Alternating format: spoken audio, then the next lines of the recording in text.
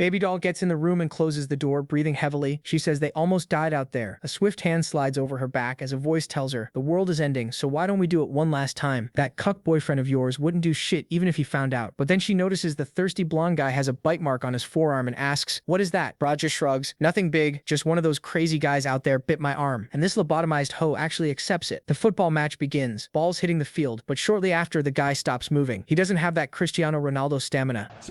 She asks why he's not moving. Yeah, the obvious happened. He turned into a zombie and is about to eat her again. She kicks him away. From outside, a Sung Jin-woo lookalike hears the noise and thinks to himself, wait, isn't that the voice of the girlfriend of the old owner of this body? He goes to take a look and stares with cold, menacing eyes like me trying to hold my laugh when my bro makes a racist joke. The lobotomized blondie looks at Subai and begs for forgiveness, screaming and shouting, but Brad just slowly closes the door while enjoying her screams, that Kira-ass smile on his face.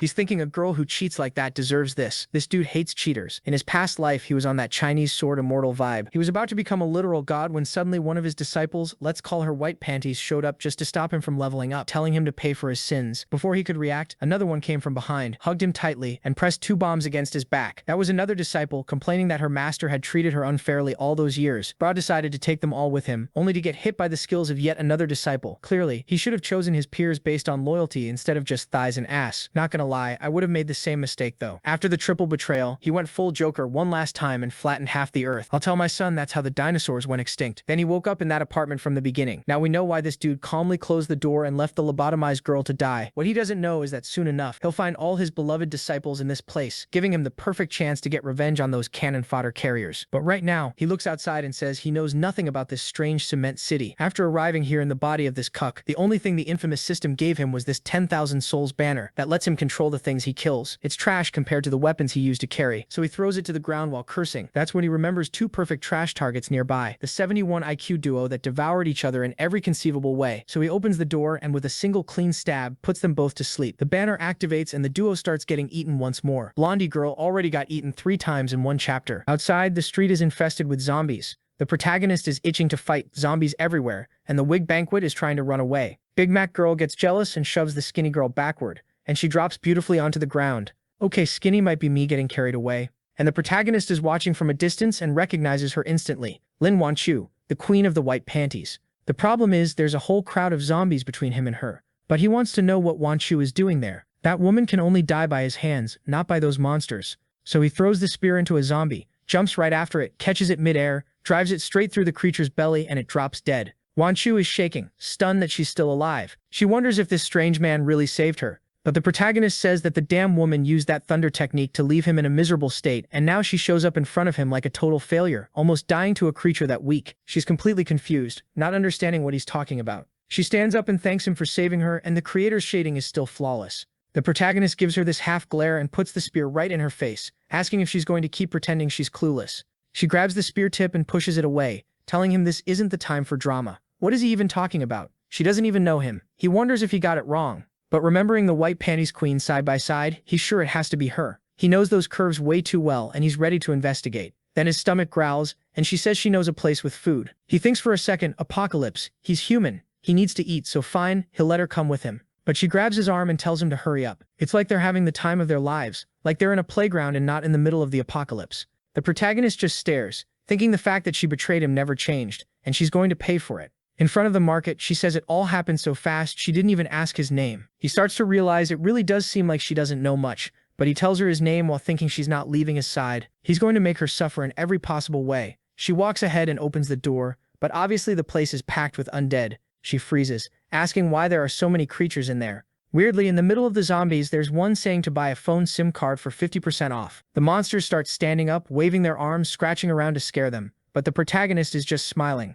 Wenkyu clings to him, saying they should run and get out fast, but he says he needed a sacrifice to get his banner to level 2. It's the perfect chance to test the item's abilities. The banner flies out and summons the 2 zombies he killed in the room, but now as slaves, they charge in and bite other zombies right in the neck. It's zombie versus zombie, and there's even some synergy. A blue one goes for the blonde zombie. He dodges, kicks it in the back, it falls toward the girl zombie, and she blows it up in the middle. The protagonist sees a bigger red one leaping in with claws and tells his 2 to fall back, but his zombies get completely wrecked. He doesn't have much spiritual energy, and he uses what little he has left to resummon them and sends them in again. This time he sends the blonde one first. He takes a stab through the air, but it creates an opening for the other one to latch onto the mutant's back. The protagonist activates a chain spell and she bites the creature's neck. It drops dead. The protagonist walks up and activates the spiritual link. A bunch of chains surround the mutant. Lift it up, yank everything out, the spear glows, and the weapon levels up to level 2.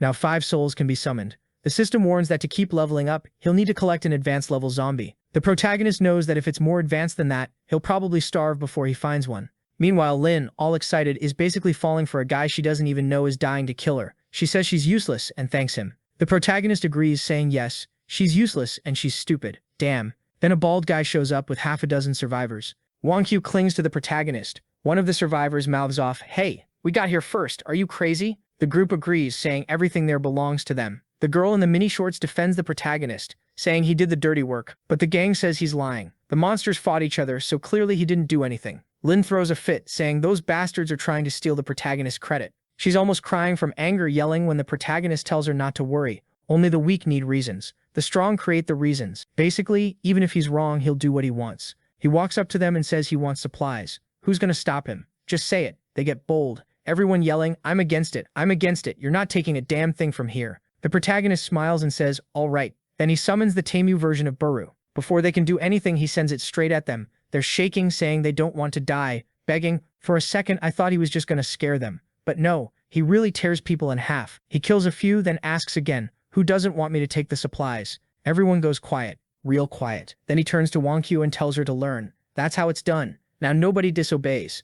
She focuses and says she understands. But what I don't understand is why she's down on the floor, straddling the supplies, rubbing all over them. Girl, stop grinding on people's food, for the love of God. The protagonist tells her she's carrying everything since he saved her. And with that half-lidded stare, he says he can't wait to find out if she's really pretending or if she actually has amnesia. Either way, he's going to make her suffer. But she's all excited, gathering supplies, saying she'll carry it all for him. Dude, you already got betrayed once and you're going to believe it again? I don't know if I buy that she forgot everything. I think she might remember, honestly. But there she is with her toned stomach and mini shorts, saying she's ready to go. The protagonist tells her to come on. He's looking for stronger zombies and she's carrying the supplies. Later. Losers. The survivors are furious. Damn, that guy came in here, killed everyone, and robbed us.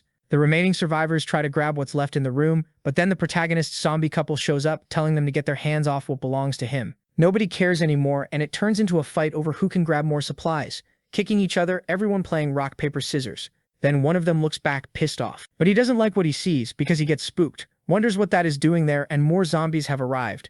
Wow. Dude, everybody got absolutely shredded. What is this? Now another Big Mac was crying for help over there and then just got its head stomped in. Dude, the main guy killed everyone just to absorb their souls? What is this? What is this? This kid is ruthless, huh? He doesn't forgive anyone. He says leaving those seeds that hate him alive is only going to cause problems later. It just sucks that he's so weak he has to keep a low profile. Meanwhile, the other girl is over there looking like a total mess, all sweaty. Man, what a shame she's completely worn out. It's almost like I'm only saying that so you'll sit there staring at the image for a bit.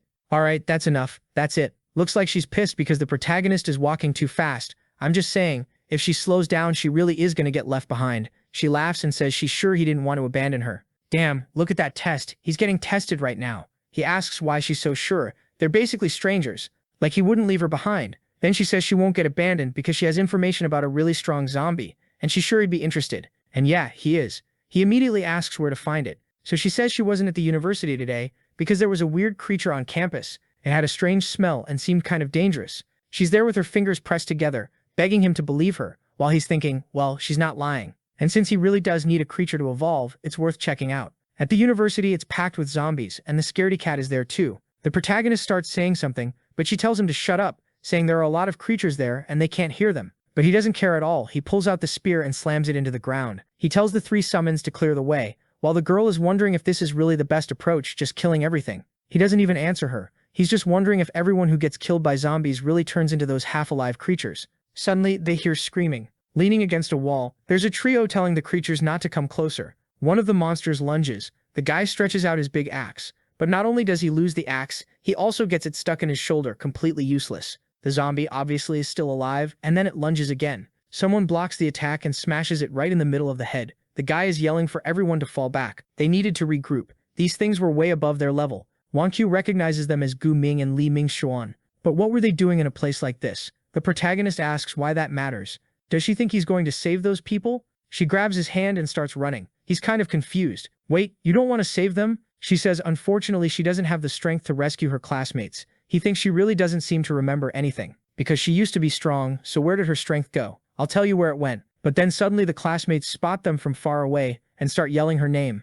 Wonq, help please. We're gonna get eaten and killed. She's thinking this bastard is trying to drag the two of them down with everyone else. Or maybe it's because they passed like half a meter away from the creatures. That idiot Lin notices and apologizes to the protagonist, saying it's her fault. She really is messing up his life. But he pulls out the spear and summons the three souls. The creatures rush in, handing out slashes, hits, bites. But there are so many that his monsters start getting grabbed like the Walking Dead. A bite to the neck and he loses one, so now he can only control two. He realizes he needs to thin out the zombies so he can summon more. The problem is, first they need a chance to escape. He suddenly asks Wonq if she has anything that can make a loud sound. She thinks for a second and shows her phone. He doesn't get it at first, but when she hits play and the music starts, he understands. She tosses it over the creatures and it grabs their attention for a second. But then from the phone thing, he summons that clawed creature. Don't ask me how, and sends it in.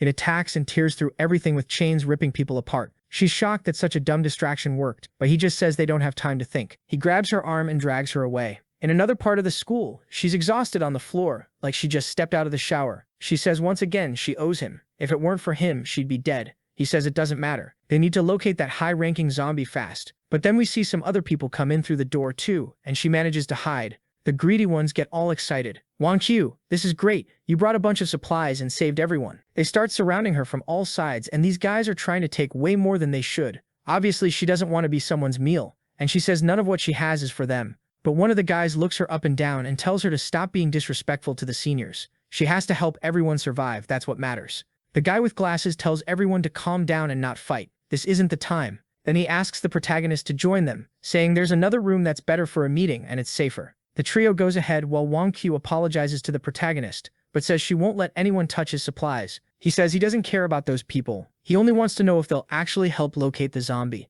She says there should be several professors among the survivors so those guys won't dare do anything crazy. He laughs. Yeah, right. Like they wouldn't do anything. As they walk, the bald guy says, guys, I saw her backpack. It's packed. That could last a month. The black-haired guy says he agrees, but Wonq won't accept it. The glasses guy says it's fine, just put them on the team, and when they start sharing, they take everything. Or they'll have to accept the other option. Right then, someone opens the door saying they finally arrived. Where are the supplies? The pair walks in and the protagonist sees the room is full of survivors. For things to be this chaotic, this apocalypse, all these zombies, this must have started recently. Then Wonq sighs and suddenly sticks her butt out for no reason. And she even says, you can't touch it. What do you mean? Oh, she's talking about the supplies. Relax. She says it all belongs to Subai. And the black-haired guy wants to know. One person. Why does he need so much stuff? But fine then, they'll buy it from him. He goes, hey girl, we'll pay 10 times the store price. You're definitely not going to refuse, right? The protagonist gives that smile like he's about to do something nasty and says no, he won't refuse. Then the guy kneels and says, smart kid,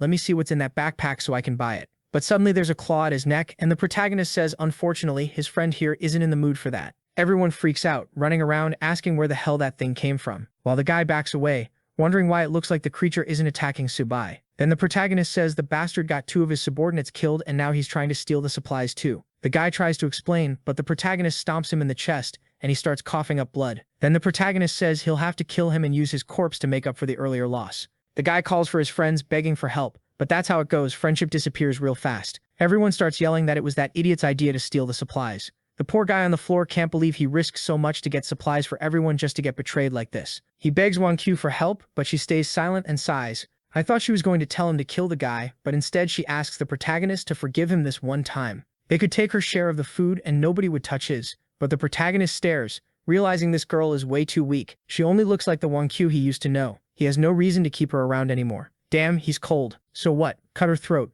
Then go on. Kill her. I dare you. Come on. Prove you're the protagonist. And then he stands up and says, all right then. Our deal ends here. You found your people, and from now on we go our separate ways. She grabs his arm and begs him to wait. She knows exactly where the zombie he's looking for is. He asks if she saw it, and she says not exactly. She can feel an aura, a different smell coming from a certain area. She doesn't know why, but she's almost sure. He remembers Wonq, the white panties queen, had an innate spirit, a super rare body that could sense spiritual energy, and maybe she brought something like that into this world. Next chapter, they're by a little wall, and a guy asks if the girl found what he asked for. Apparently it was a stick and a long sleeve, and the protagonist asks where Lin found that. She puts her hands together and says she basically was born knowing, because she has a tracking ability, and from now on she would be his sword. The protagonist pats her shoulder and says, fine, she'll be his second disciple. She has a spiritual body, so she has good potential. Maybe one day she could even surpass him. She says she'd never even dream of that. She just wants to serve by his side and make his life easier. He looks at her like, what is this? Lifts her chin and asks, you're gonna call me senior? And she calls him master. Yeah, I'm not even gonna tell you what happens next in that temple. But now, back in reality, he's furious. He doesn't know how that damn girl lost her memories. But the good part is she can still be killed. And now it's time for the pretty disciple to become part of that banner. He's already thinking about sending her to the other side when she suddenly takes his hand and asks him to trust her. There's a creature coming this way. The poor guy is stunned, laughing up at the sky, thinking how ironic it is. Again, he's in a situation where he needs her. If she really has that innate body, she's perfect for finding creatures. Yeah, that's what you need the body for, you creep. Outside, there's a literal giant crocodile saying it can feel a strong presence of spiritual energy. Those weak creatures were useless. It smashes through the wall, freaking everyone out, and the protagonist immediately realizes this is the creature she mentioned. A mutant that's half human, half snake. And it barges right into the room, grabbing people right away. The onlookers want to run while the protagonist just stands there, and Wonq says that's the creature she was sensing. And the weirdest part is it seems to have spiritual energy. The protagonist thinks it's strange. Why would a creature from this world have spiritual energy? That shouldn't exist here. Then the creature says it can smell that energy. My god, all they talk about is energy. But for now, it's going to start its banquet with a few humans. It grabs the first one and is about to toss him into its huge throat. Then the young teacher makes an offer. Please, save us. We'll do whatever you want. He stares and asks what their lives have to do with him. She says she doesn't know, but she can pay money. She'll pay for protection. He says he's not interested. What he's really interested in is everyone dying so he can collect their souls. While he's saying that and someone gets eaten by the snake, suddenly his zombie comes from behind and smashes the back of its neck. The big snake drops straight to the floor. His blonde zombie climbs onto its back to go for the neck. Full attack on Titan, but the snake twists around like it's doing a full 360. Then it uses its long tongue and wraps it around the zombie's body. Right away, the snake knows who has that spiritual energy. No wonder the smell was so strong here. But then the blonde zombie knees it in the jaw. That guy is the real protagonist. Subai still hasn't done anything so far. Subai says it looks like he won't be able to wait for everyone to die since the creature is coming straight for him. He's got guts, but he knows in this life it's going to be way harder to deal with something like this. But there's a way to get strong fast by draining everyone. So he warns them he won't be able to save everyone. But if anyone wants to join his group of undead, then they have a chance. If nobody wants to, he'll just leave and they'll die there. Obviously, nobody wants to accept that deal. He starts to walk away. Lin tries to say something, and then the teacher steps forward and says she'll give herself to him. But the protagonist stares and sees something incredible. He reaches out with his big hand to grab her necklace and asks where she found it. She says it's something her father found by accident many years ago. If he liked it that much, she just takes it off her neck and hands it to him, saying he can keep it. All she wants is for him to protect the students. The protagonist realizes it's a stone from the immortal realm, and the quality isn't even that low. But how did something like that end up in this world?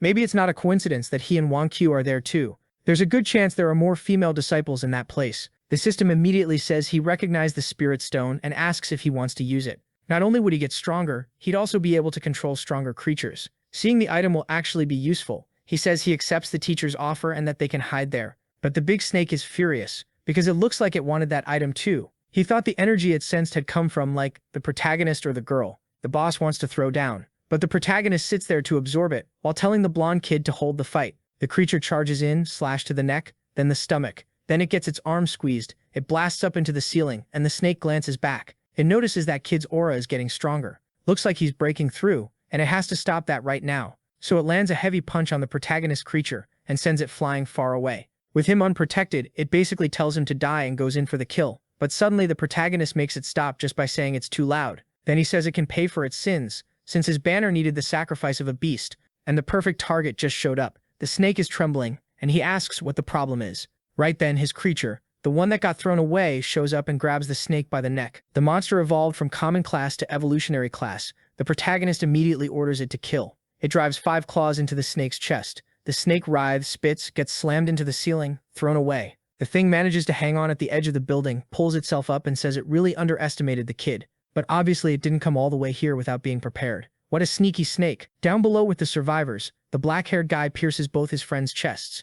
Everyone looks back, confused, asking why Ming Xuan did that. And with his tongue hanging out, it's more than obvious. He asks what it feels like to be betrayed. They never imagined they'd end up like this. Then he rushes in and starts tearing through all the classmates. He doesn't kill the teacher though. Why would he? He leaves her there. Meanwhile, Wonq and the protagonist are trying to figure out what happened to Ming Xuan. The protagonist is impressed. He didn't think humans could become followers of beasts. But the more this guy kills, the better for him, since everyone will go into the banner. The teacher steps in front of a student to protect them, saying he can't just kill like that. He grabs her by the neck and asks what she knows, since she wants to protect them so badly she can die too. He's about to slash her, but the protagonist pulls him back. He steps forward while Wang Qiu tells them to trust Subai. He wants to keep her alive because he wants to know exactly where she got that stone. He pulls out the banner and orders the souls to rise. Ming Xuan is standing there, not really understanding what the protagonist is doing. Seeing the protagonist getting stronger and trying to help the Snake Master, he charges. The protagonist frowns for a second, then extends the spear and orders the zombie to finish him. And then it's creatures everywhere, hugging, grabbing, biting him. He's screaming, asking why they're attacking him. He already killed everyone,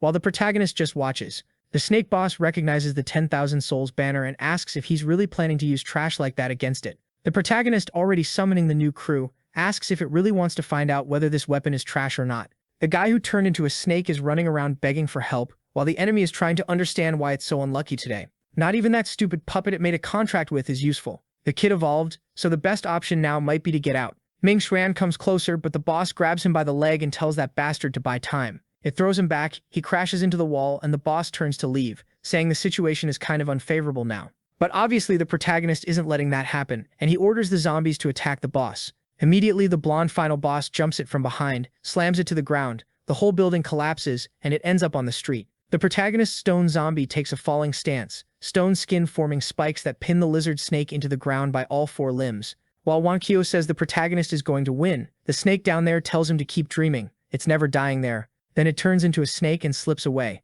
Ming Xuan is screaming for help, but it's too late. The former classmate is already in front of him cracking his knuckles, saying now he's going to pay for everything he did. The idiot still tries to act tough, saying anyone who comes close is getting bitten, but in the end he gets completely stomped. Meanwhile, the girls are worried the creature escaped. The protagonist says it's fine, it ran, but it didn't escape his perception. He looks toward the target still sliding away. After creating some distance, the creature transforms back, thinking it's unlucky there's a cultivator here, but whatever, it got away and it's leaving now. Then someone asks where it thinks it's going. It's the protagonist, asking if it's really going to run. The snake doesn't understand, asking how it was found. He's in such a beginner realm. How is his perception that high? The protagonist doesn't even feel like answering. He just orders his creatures to rush it and capture it. The stone zombie pins it again with spikes on all four limbs, holding it to the wall, and the blonde one comes in and drives a strike right into the middle of its neck. The protagonist says now he wants to see it try to run. The snake is screaming, saying it won't let them survive, and it's going to fight dirty too. It activates a shadow clone of the snake. Literally,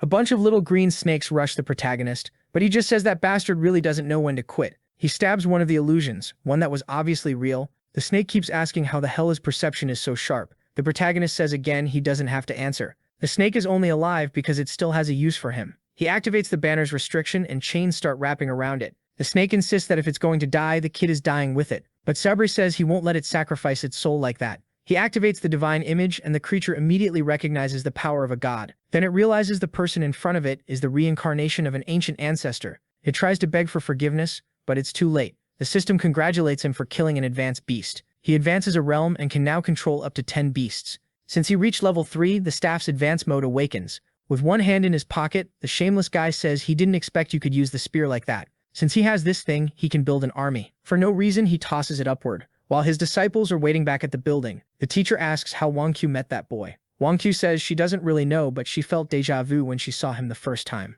As soon as she says that, the protagonist walks into the room and she happily goes to greet him. He immediately tells her to stay back. He's too much of a man for that. Then he takes the stone from his pocket and tells the teacher to say where there are more, right now. She repeats what she already said. It belongs to her father and she has no idea where he got it. If he wants to know, he'll have to ask her father. He tells her to give the information already. But then she says if he really wants to meet her father, they'll need a second deal. The last time she spoke to her father was 3 days ago, and he was trapped somewhere waiting for rescue. If he wants that information, he has to promise he'll save the people there. The protagonist realizes, this woman's trying to use me to save people. But since he'll profit from it, he says fine, I'll go with you. But you should know that if you're lying to me, not only you, but everyone with your father is going to die. She immediately realizes he's not joking and says he can be sure her father is there. Then she tells everyone to get up because they're leaving with Subai. People stand up looking sad because their friends died. Some cry, others celebrate. The protagonist pulls out the staff and says, no body can be wasted. Chains appear sticking to everyone's necks and souls start getting pulled out. With that, he takes control of 10 souls total.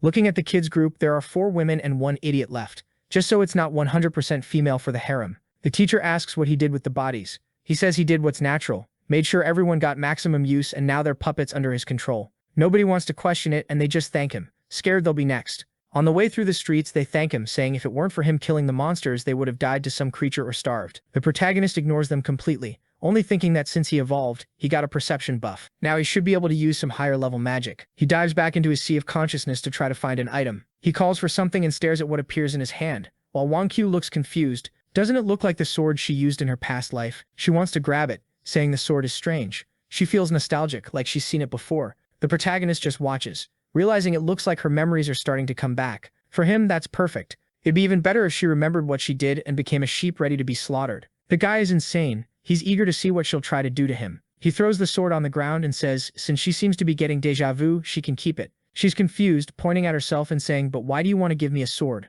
It's not like you want me fighting monsters, right? He asks why not. Does she think he's going to protect her forever? Seems like this girl has a knee problem and can't bend down to squat every time she sticks her butt out. And this time, the moment she touched the sword, she instantly started remembering everything that happened, telling the master to stop, how she was his servant and how he helped her. And it looks like the protagonist already knows she knows, because he's furious. She gets startled and calls him master. Honestly, it's hard to tell because she freaks out and collapses like an idiot, but it was all part of the protagonist's plan. He pulls out the big snake, saying he's going to get revenge now. Instead of killing her, he wraps her up in the serpent and everyone is shocked. The teacher tries to stop it, but it's too late. The girl is getting completely crushed, tongue out. The teacher grabs the snake, trying to pull it off her. What is happening? The protagonist crouches beside her, taps the spear and asks if she remembered. She tries to play dumb. Remember what, Mr. Subai? What are you talking about? The teacher says she's a good kid. Why is he acting like this? Good kid, no. Calm down too, lady. The protagonist is confused. He sensed she remembered something. But at the same time, her reaction doesn't seem fake.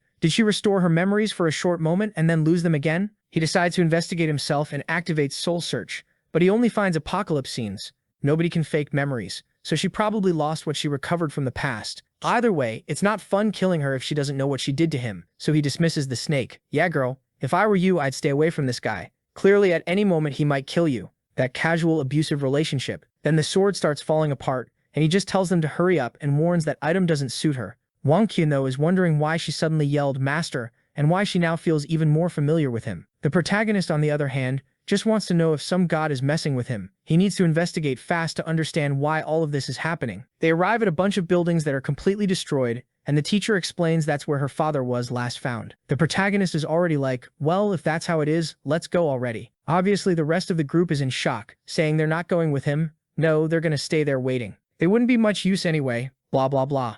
The protagonist cuts them off and says, whatever, stay outside. In the end, you've got nothing to do with me. Idiots, because if a monster shows up, who's gonna protect you? The teacher, not stupid, ditches everyone and goes with the protagonist. The trio of morons is like, whew, finally that guy's gone. I thought he was gonna kill us any second. We got out alive this time. Yeah, after saying that, they're definitely gonna die. The three are getting close to the building when Wang Qiu feels like something's going on. Up ahead, some cops are unloading on zombies, calling for backup, for help. Except the protagonist isn't exactly the type to send help for free. He's already figured out the zombie situation. Snakes and everything coming up behind the soldiers. The poor guys obviously think they're about to get slaughtered and start scattering. But the protagonist crew heads straight toward the zombie crowd. There are a ton of zombies, but his creatures are literally sweeping through them. The cops don't understand why the monsters suddenly started fighting each other. The fight keeps going, and the cops realize they're screwed if they try to evacuate now. Their only chance is sending in an awakened. The guy in the back says there's no way they'd send powerful people to save cannon fodder like them. The captain, though, readies his weapon and says they're gonna die there fighting.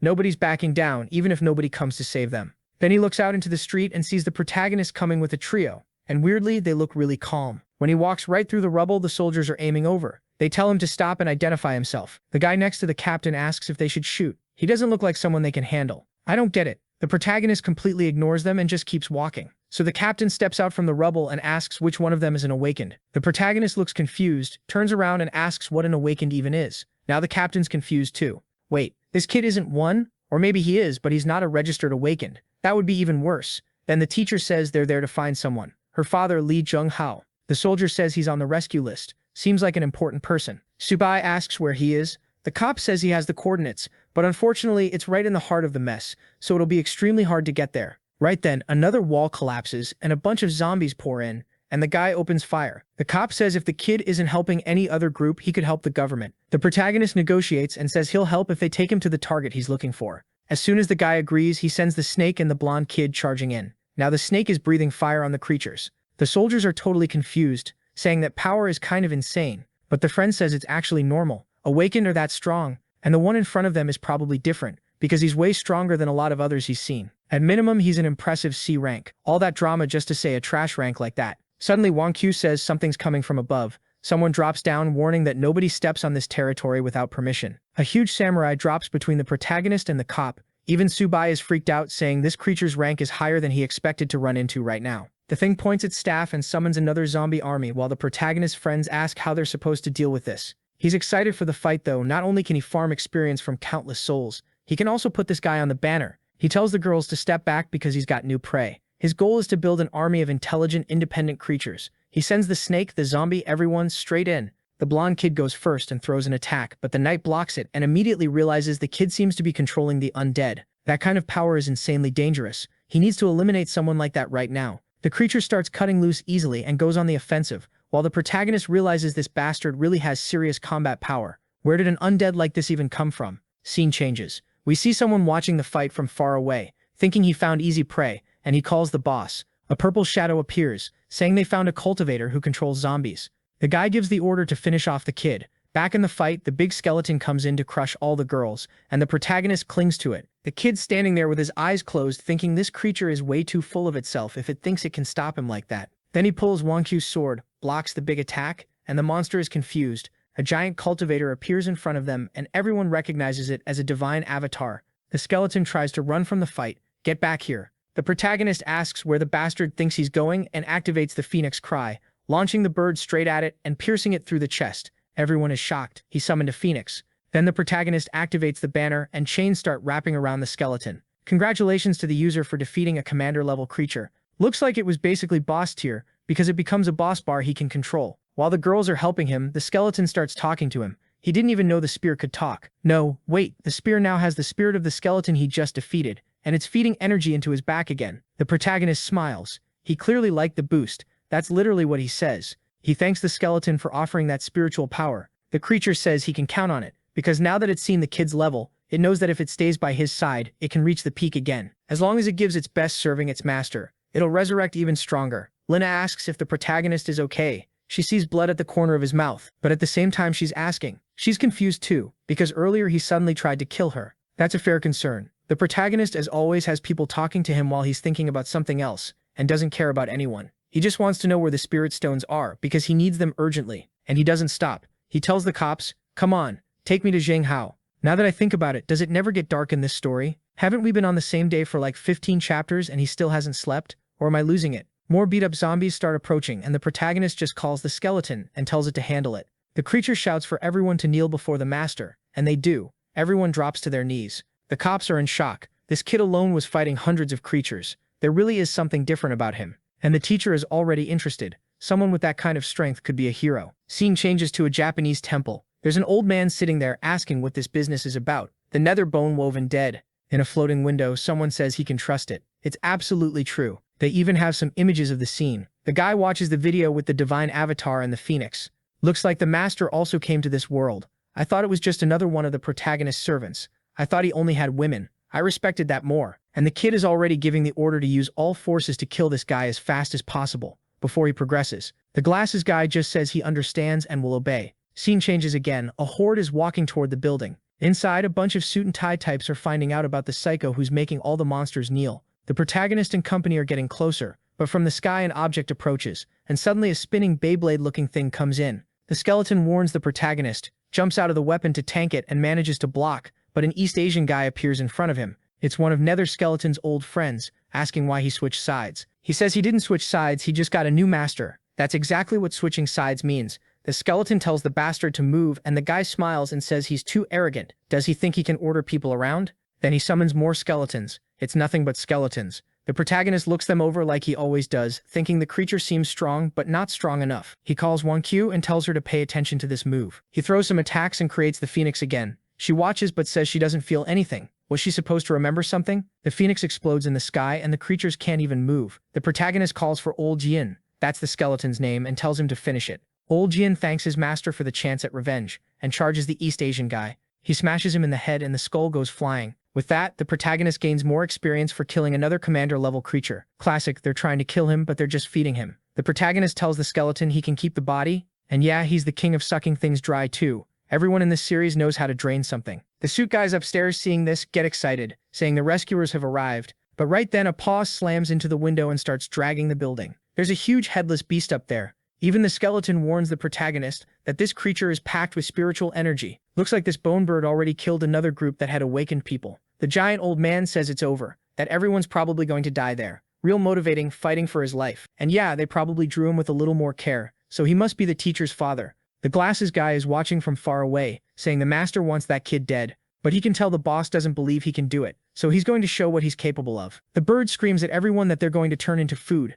And the thing actually has skills. It creates 6 clones, one of each color and element, and lets out a huge screech. Everyone's hearing gets wrecked and nobody can orient themselves. The protagonist realizes he isn't in pain, but his spiritual energy is being suppressed. He tells the skeleton to stop that casting, and the skeleton rushes in, but the bird blocks with its legs and counters with a storm of feathers. Another one, the purple clone, comes at the protagonist. He grabs the sword and almost slices it, but it dodges clean choreography. It lands a low attack that he barely avoids, but he still gets hit in the arm. He's confused, his vision and agility feel completely suppressed by the creature. He's pissed. The damn chicken is giving him more trouble than he expected. Still, it's only a matter of time before this ends. He just has to shut the bird up while it's screaming. He releases the whole gang and it turns into chaos. The snake gets grabbed, the blonde kid gets grabbed by another one, another bird runs off. The protagonist slips up and almost takes a hit in the back. Then the skeleton tries that social media bait tactic, basically taunting that the bird only runs and can't deal any damage. The idiot falls for it and charges, slamming a paw right into the skeleton. Meanwhile, the well-fed young women are still on the ground, unable to do anything.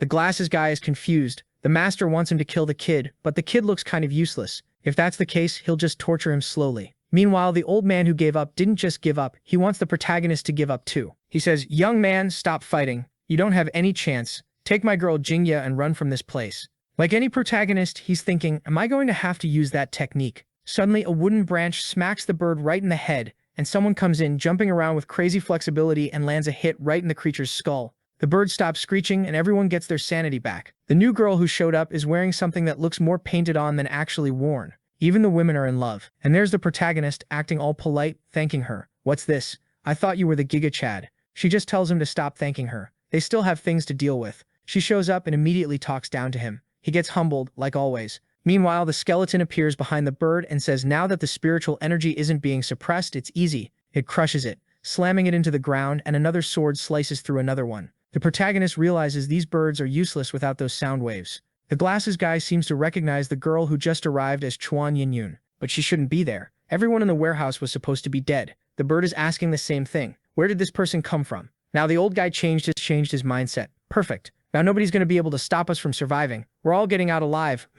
Are the birds going to turn on them and kill everyone? Right then, the teacher warns that they're switching targets, and it looks like they're about to attack the survivors. The skeleton says that bastard isn't getting out alive, but he only manages to stop the yellow one, while the green one closes in on the building. Then it throws some green poison in there and actually starts killing everyone. And man, poor old guy, he said 1,000 times he was going to die and didn't. The moment he said, "I'm going to survive," he died. He's there like daughter and she's screaming, "Dad, don't die." But it's too late. Things calm down for a second because she's about to go into that awakening state. The blonde immediately realizes the girl is about to awaken. The problem is the energy is way too chaotic and her body could explode. The protagonist has never even heard of this awakening thing. Like, what is that? He grabs the girl without caring, pulls her in at just the right angle, puts up a barrier, slams a hand into her back and says he's going to guide her through this evolution. He even forms a cocoon around the two of them. I'm not understanding anything here. The one who does understand is Wan Chu, because she immediately remembers the master used to do this energy infusion on her. She didn't like it at all. Is she jealous? What's your problem? The guy is saving the teacher so she doesn't explode, and she's over there acting dramatic. Next chapter starts with the woman standing there shaky, and the protagonist tells her to test the ability she gained.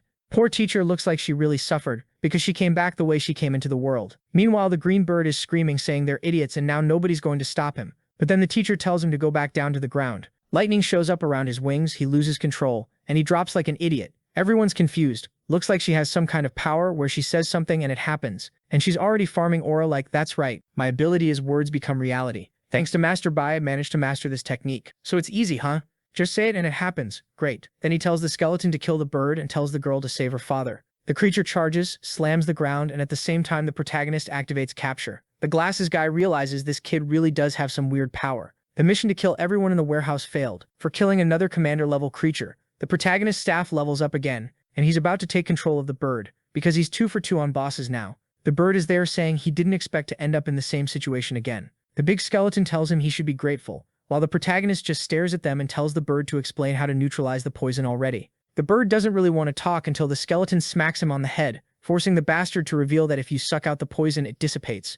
Everything in this story comes down to sucking things out. Huh. What kind of artist and author is this? Explain that properly for us. The teacher runs upstairs in a panic, gets to the room and yells for the poison to leave Zheng Hao's body. The father is just lying there, doing nothing, and then she's the one who starts coughing up blood. The protagonist says the words become reality. Ability is strong, but it demands an absurd amount of spiritual energy. At this rate, she'll fall into a coma, and in the worst case, it can damage her bones or even kill her. She got lucky that this time it was only blood. Then he calls the Birdman over and tells him to fix it, warning that if the old guy dies, the bird will be destroyed too. The creature goes in with its little claw and manages to pull the poison out of the old guy's body. But it explains the old man took poison a long time ago, so he might not wake up. The teacher screams for her dad, desperate, while Wang Q is calling the protagonist over, wanting to know what they're going to do if he really is dead. He tells her to relax, because he can feel spiritual energy in that man's body. Oh, and again she called him master. She doesn't get it. Why does she keep calling him master all the time? What's her relationship with Subai? You should know, girl. You're the one living it.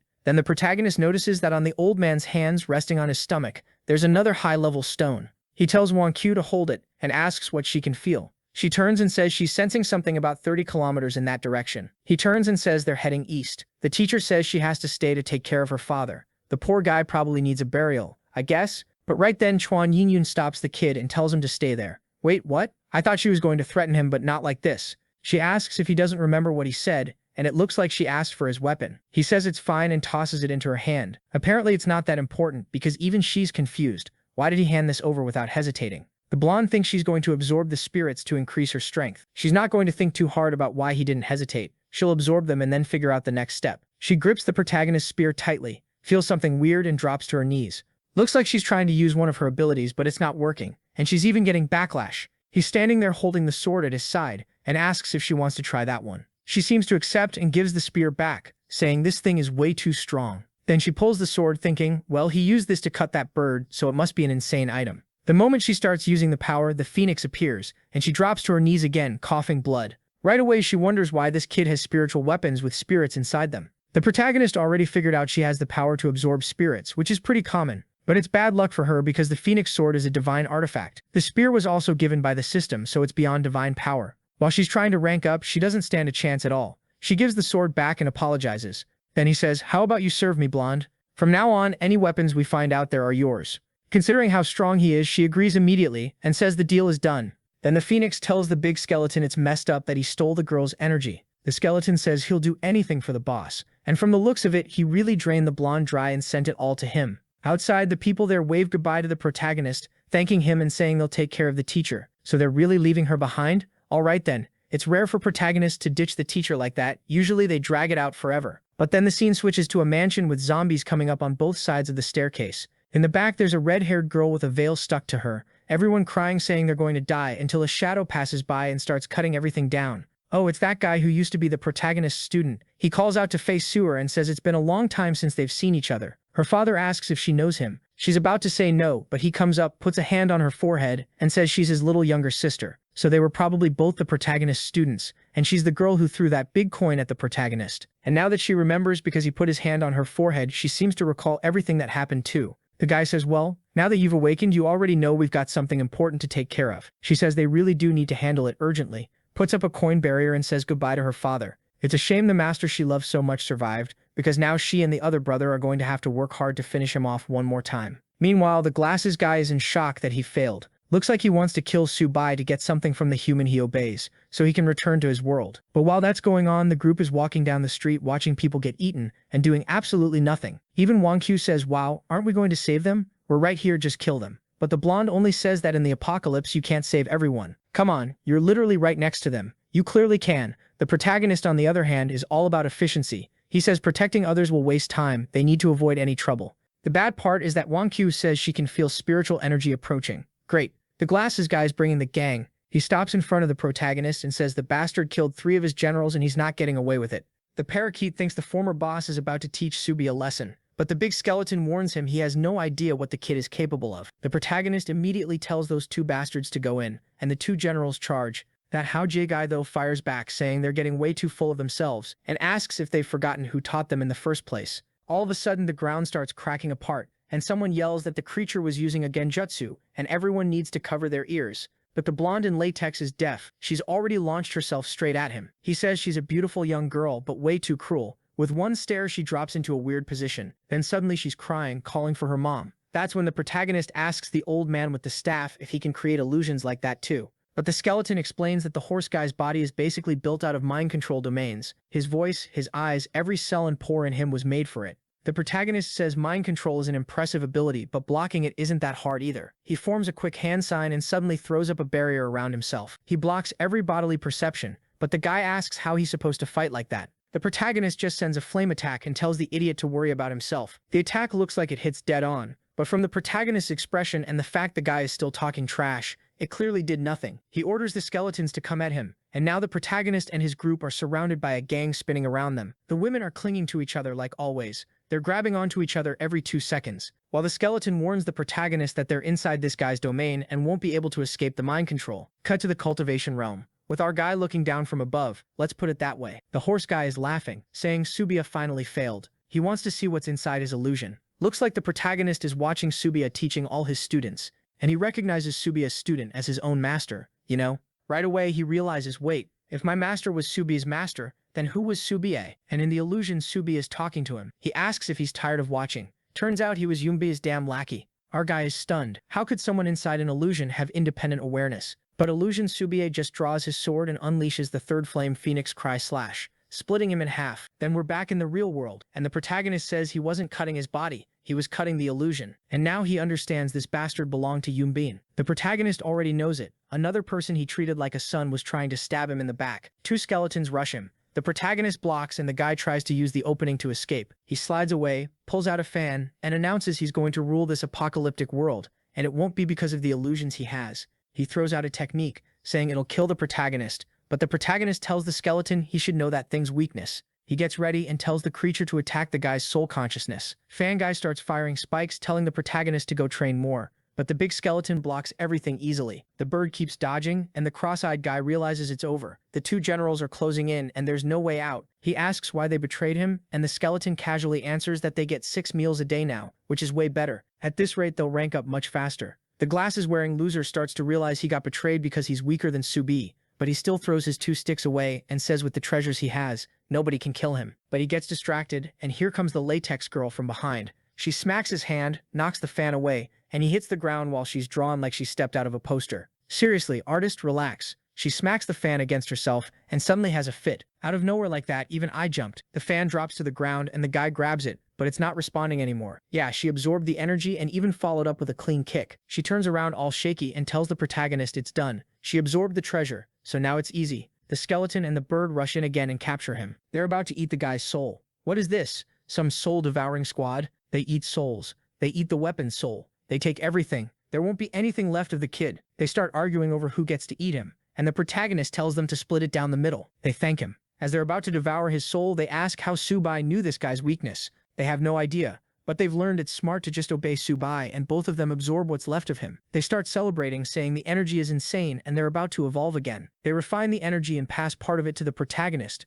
and that pushes him into a new level. The banner hits level 5, and now he can control 30 more common demons. The protagonist says he can finally check the Sea of Consciousness again. When his hand goes in, he says he touched something incredible. Yeah, now I'm nervous. But the scene switches to a cave, where a girl asks her senior brother if this is the place. She can feel dense energy inside. It's his disciples, and the guy is sensing that Glasses guy lost his vital energy. Looks like the master is still as formidable as ever. They move through the cave until they reach a spring. The girl says the energy there is ridiculous. If they stayed one day, they'd evolve like crazy. But then she looks back and says she feels someone outside. He tells her not to worry and to remember he's first class when it comes to illusions. Outside, voices are asking about someone stealing spirit stones, saying somebody's basically asking to die. And then we see the protagonist arriving with his group, right? His young one can sense the energy and tracked it to this spot. The girl in mini shorts notices holes in the wall and says there were supposed to be spirit stones there. The protagonist, knowing how many there should have been, is sure there's a spirit source nearby. The body-painted outfit girl doesn't understand what a spirit source even is. She has no clue.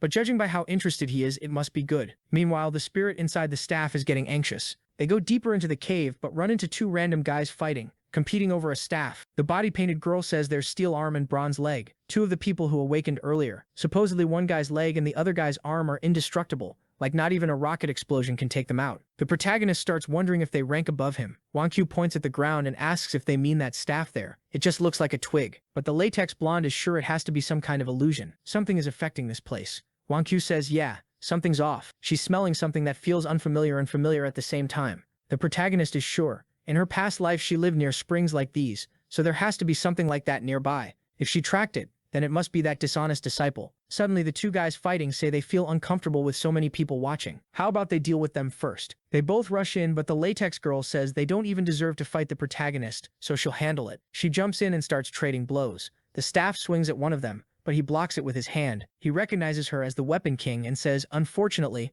her ability is useless, and he shatters it with one punch. At the same time, the leg guy comes in from behind and nails her in the stomach. She says her tendons are gone. I thought she was going to be useful, but no, just there for the protagonist to save her and farm some aura. He sends the skeleton and the bird in, and they charge, but the two guys are still defending fine. And then, my god, the protagonist has to tear her clothes.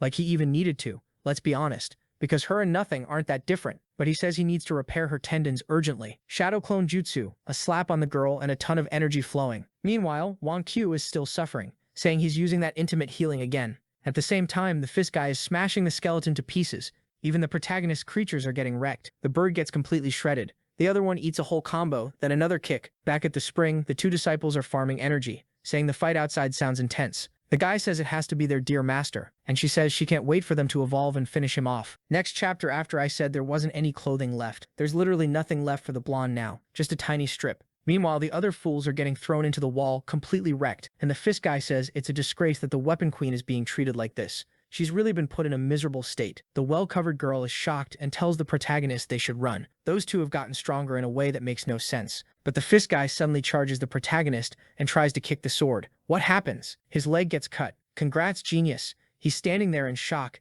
and the fist guy says it's impossible that his leg got destroyed. While the bird and the skeleton laugh, saying the boss's weapon is an indestructible divine item. Right away, the leg guy starts hopping away, trying to escape. But the protagonist pulls out the rope, swings it over, and slams him to the ground, pinned down like an idiot. The fist guy is sure he can't beat this guy. And Subai says he's used that rope to tie up oxen from higher realms, so the guy should feel honored. Wankyu remembers that, and once again wonders what kind of memories these are. The guy demands he take the rope off and fight like a real man, but our boy just tears off his leg and that's it. Then he tells the skeleton and the other one to activate soul devouring, and they both consume him. Meanwhile, the fully covered girl asks what abilities Subai awakened exactly. The fist guy already gets it, after seeing the rope rip his friend apart. If he tries to face this guy, he has no chance, so he kneels, apologizes, and swears loyalty. The protagonist says he preferred him back when he wanted to fight, but then the guy gets startled, picks up the twig, and asks why the item they were fighting over turned into this trash. When the protagonist says it was an illusion, the guy throws it down in anger, and our guy says the person who made the illusion is right behind that wall, so a fight breaks out inside while the two are enjoying the hot spring. The girl is scared, but he tells her to relax, he's absorbed enough already,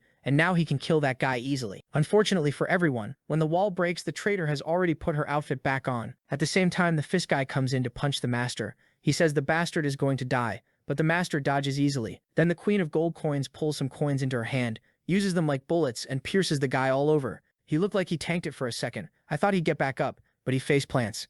Wankyu, once again, seeing that gold shooting ability, wonders where she's seen it before. Both disciples greet the master, saying it's been a long time. Meeting again just to fight would only damage the world's harmony. Then they ask why Senior Wankyu is standing next to him right now. Did she forget the seniors and juniors' plans? Suddenly she grabs her head and says she doesn't know what they're talking about, and her brain feels like it's splitting. The latex queen wants to know why Wankyu seems to know these people, and why everyone keeps calling Subai master. The skeleton and the bird are stunned. The person they call master is calling master the people who are calling the protagonist master. Yeah, it's a mess, but you get it. The protagonist just asks if Yunbin tried to kill him that day of the tribulation and if Hao Ji was acting under his orders. But Yunbin tells the master to stop asking so many questions. They can settle it with swords, and Hao Ji pulls out her coins, saying it's a shame she'll have to finish off Wan Chu, since she's standing by the master. But she's shocked to see Wan Chu herself step in front of our guy, ready to sacrifice herself for him. She screams, asking if she forgot all the evil things he'd done. But Wan Chu fires back that they're the ones doing evil, not him. She hasn't known Subai for that long, but she believes him, and that's why, if they want to kill him, they'll have to go through her first. The Queen of Coins says fine. Then she's basically asking to die.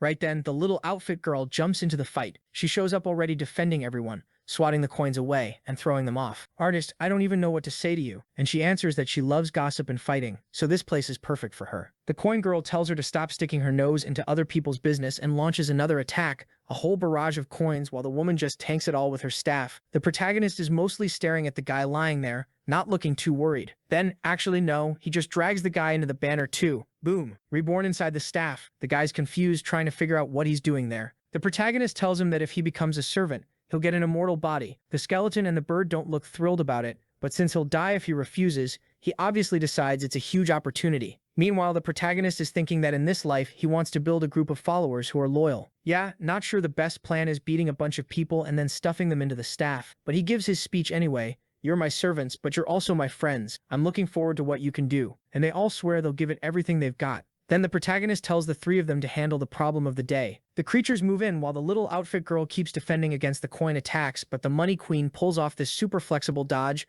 drops into a stretch on the ground, and says she expected someone who practiced demonic arts for so long to be skilled. But he should remember this technique. She summons that giant coin from the beginning again and activates Treasure Fall, slamming the skeleton into the ground. At the same time, the steel fist charges the other master, but one look and he drops like a complete idiot. The guy even looks at Subai and asks if he's really accepting trash like that as disciples. He's fallen so far, and since that's how it is, he wants to challenge him to a sword technique duel, something Subai himself taught him. He immediately attacks the protagonist. Wang Q says the energy is massive. The protagonist recognizes it as one of the strongest techniques he ever created. The only way to block it is by summoning the wall of swords. The disciple's blade crashes straight into the sword wall. These guys are really playing sword games, huh? Watching all this, Wang Qiu seems to be recovering more and more of her memories. She's seen all those techniques before. The disciple keeps pressing forward, throwing a chain of attacks at the protagonist. He thinks he found an opening and goes for a clean hit, but again he runs into the sword barrier, his blade almost at the protagonist's neck, when the protagonist tells him his sword still isn't sharp enough. Then the disciple's sword shatters completely. The girls cheer, saying that as expected from Subai, the guy never had a chance. The Queen of Coins is stunned. No wonder the master is the master. What she can't understand is why Wanshu is on this man's side now. No matter how incredible and strong he is, he deserves to die. The big skeleton says he doesn't care that he's trapped. As long as Subai is his master, everything's fine. But then the rebellious disciple slams his hand on the ground and says he learned everything the master taught, including that in war, nothing is wrong. Suddenly the broken sword fragments on the ground shoot toward the protagonist and slice his face. The protagonist yanks the staff's cord, manages to defend himself, and asks where he learned such a filthy technique. The disciple says that as long as he reaches his goal, nothing else matters. The blade is about to hit the protagonist's neck. Wangqiu screams, "No," while the skeleton does nothing. The Queen of Coins thinks that as long as she can kill the master, it's fine,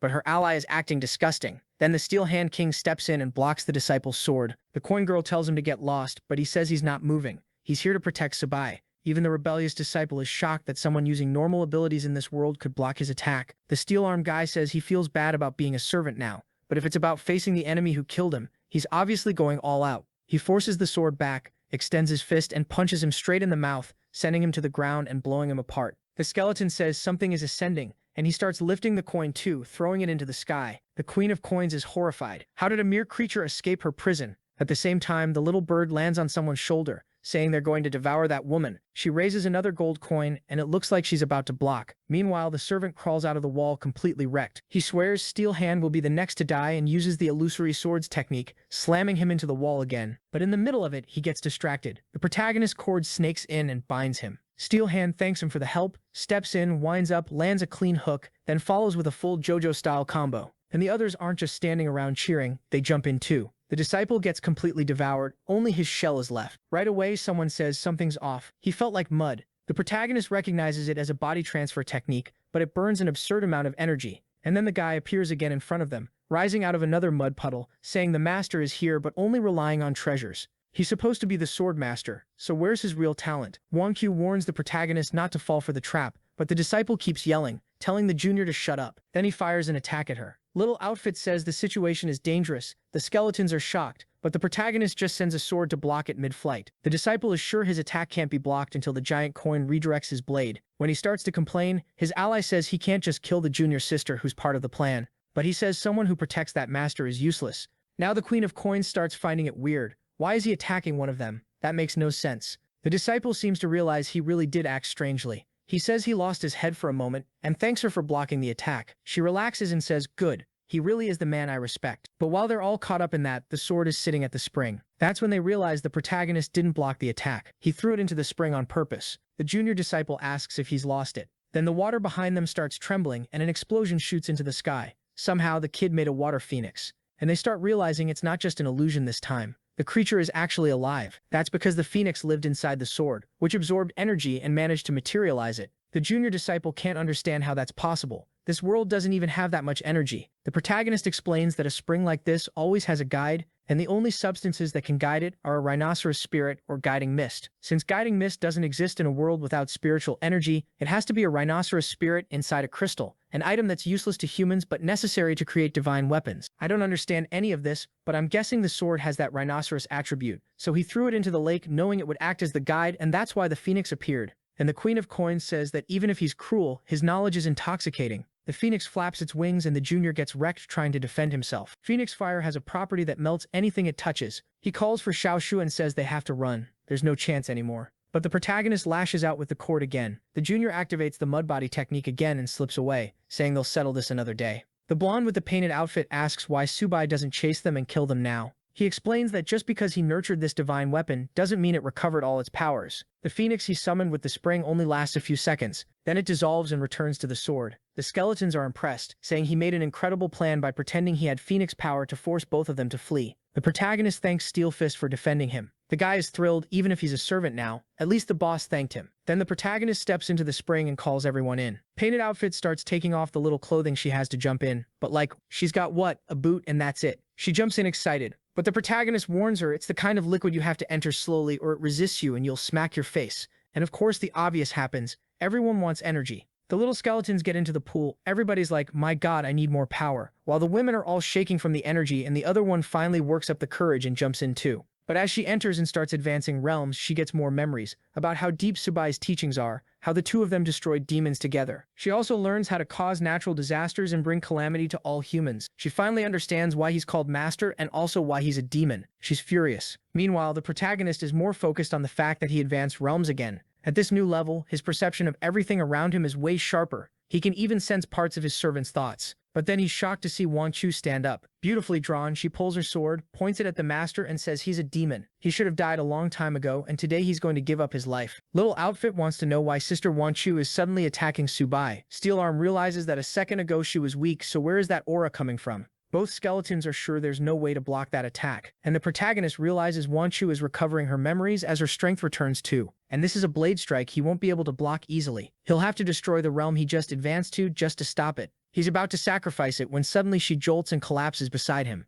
passing out in the water out of nowhere. Steel Arm says he was going to defend him, it's just that she fainted. He was about to die for the kid. The protagonist just tells the skeletons to check what's going on with her. One of them explains her neural pathways are blocked, and that's what made her pass out. Probably a mind control technique. The protagonist realizes it's Yunibin's fault from the attack he used earlier. That damn former disciple was useful after all. And now that she's changed, unfortunately there's no reason to keep her around. The kid is about to slice her up, but Painted Outfit steps in front of her and tells him to breathe. If he wants to kill Sister Wan Chu, he'll have to kill her first. The protagonist just throws his sword into the wall and says that the moment they leave this place, the next time he sees Wan Chu, she's dead. He really just abandons her like that, not caring at all. And the protagonist knows it. With so many disciples hunting him, he'll have to kill everyone, or he'll be the one who ends up dead. The good part is that every spring like this always has an entrance to another world. It'll probably lead somewhere full of unknown, worrying things, but also opportunities. Down below, he finds a wall full of crystal. He walks up, puts his hand on it, and a space opens up, filling with smoke. He realizes the place has a dense concentration of spiritual energy,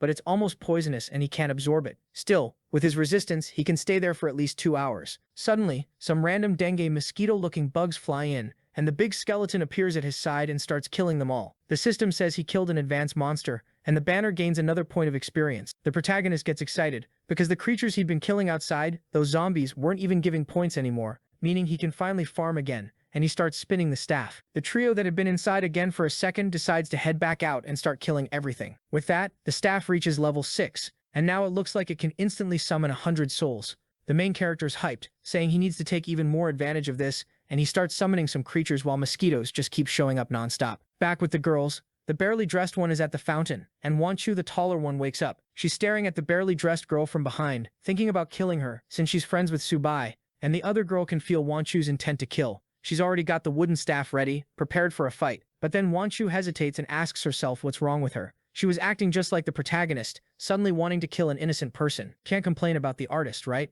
At least everything he draws is nice to look at. The barely dressed girl asks where Wanchu is going, but Wanchu just ignores her and walks off, wondering if she was really determined to kill that woman. All of that just because that girl was next to the master. She hates that man, and everything he did is unforgivable, but she also couldn't dirty her hands like that. Even so, she swears that one day he's going to die until she suddenly hears someone laughing. Her head starts hurting again, some birds fly past and she collapses unconscious. Meanwhile, the protagonist is down at the bottom of the sea, with the staff spinning the creatures to farm while he cultivates on the ground. He says they've already collected hundreds of souls and those monsters aren't giving experience anymore. Is it the perfect time to leave? No, because a gigantic mosquito shows up. The big skeleton freaks out, and the thing comes in to stab the protagonist. But the Steel Arm King shows up and tanks it. The others warn that it's better to retreat now. The protagonist wants to fight, but his resistance to the gas is running out too. The problem is not farming a giant creature like that would be a waste. But since his protection is fading, his summons are getting affected too. So yeah, looks like they're getting out. Staff up, he stores everyone, and they swim out. The protagonist bummed he wanted one more breakthrough. But then he looks back and sees the giant mosquito chasing them, and he notices that once it leaves the realm it belonged to, it shrinks a lot. So he takes the chance to pull it into the banner. It drops inside a room with other mosquito souls the protagonist already absorbed, and it starts fighting. And he's sure there's still a lot left to explore in that place. He really needs to get even stronger. But at the same time, he's having flashbacks of Wang Q calling him a monster, and he wonders why people think he's the villain. Why did all the disciples betray him like that? To figure out those mysteries, he really needs more power. I think it's because you only want to get stronger and stronger that they betrayed you. Then Steel Arm tells him he found a catalog from that place, with records of various creatures. As soon as they get out of the sea, he runs into the barely dressed girl again, and asks where Wang Q is. She says Wang Q also thought about killing her, but then turned around and left. The protagonist tells them to move, while the blonde says that if her friend had attacked, she would have died. It's funny how she says that and the protagonist doesn't care at all. Boom, they're out of the cave and he doesn't even react to that information. Then the scene switches to some adventurers in the mountains finding Wang Q passed out. Since she's holding a sword, everyone knows she's an ability user. And in that group there's a girl named Bai Yu who immediately feels some inexplicable connection with Wang Q. Yeah, the story really loves putting women together so they can clash. She recognizes Wang Q was hit by a mental attack and her nerves are in chaos. After her friend helps her up, Wang Q wakes up kind of dazed and recognizes sister Yu Yu. Yu Yu is confused, wanting to know how Wang Q even knows her name.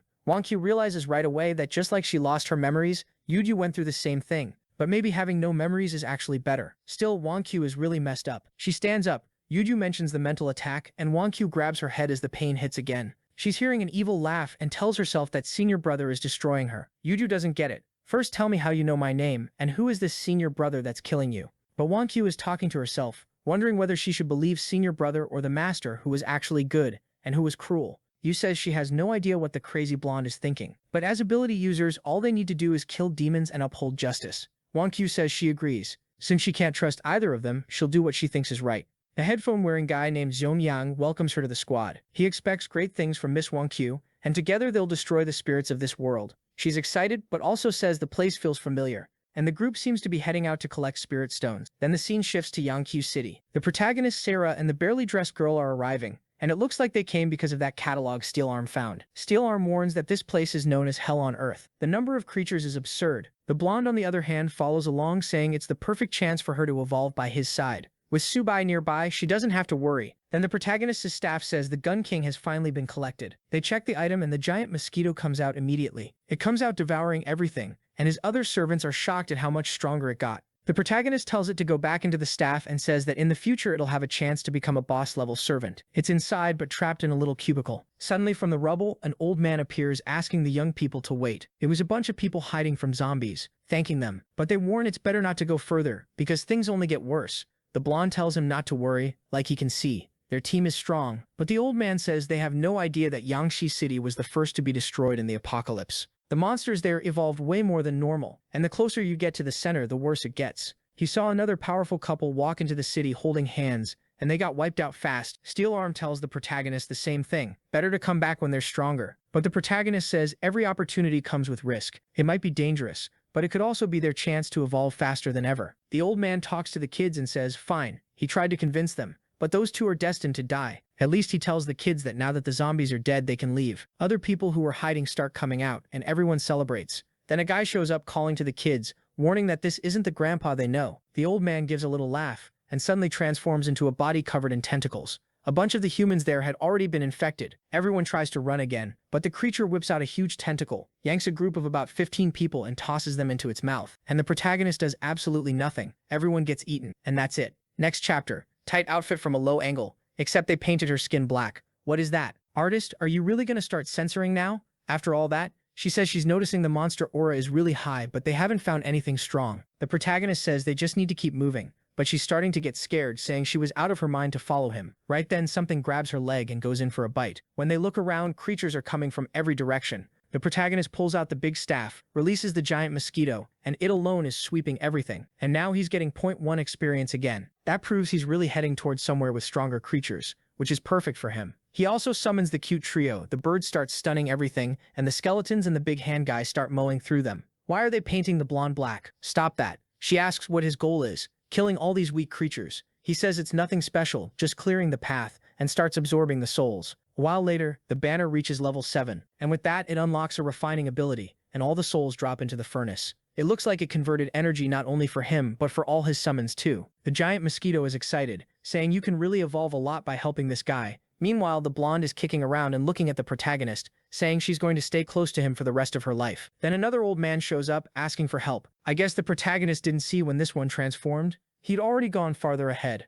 The Neapolitan girl, she's got 3 colors going on, walks up asking why he's there. Then the old man says the boy looks like the strongest person he's ever seen, but he really shouldn't go forward. Subai takes a look, pulls the staff and just tells them to keep moving, telling the old man not to worry about them. Oh no, I should have suspected it. The moment that tentacle monster showed up, we already knew who was going to get targeted. I thought the artist was going to show off some skill, but no, just straight violence. She's getting thrown into its mouth. But hold on. The protagonist rushes in and rips off a chunk. No way he's letting his blonde die like that. With the girl impaled in its arm, the protagonist says the bastard never fooled him. He was just waiting for it to reveal itself. The poor girl is thinking she's an idiot for not noticing anything. They finally stop doing random blackouts to her, and the protagonist tells her to be quiet. She's lucky to be alive and needs to recover. The tentacle monster says it's impressive. The boy saw through the trick, but it doesn't matter, because both of them are today's meal either way. The skeletons and the whole crew rush in, slicing tentacles. The giant mosquito comes from behind, goes in to suck its back, manages to land a stab but gets shoved away. At the same time, Steel Arm flies in to throw a heavy punch, but right where the punch lands, the creature opens a mouth and swallows him.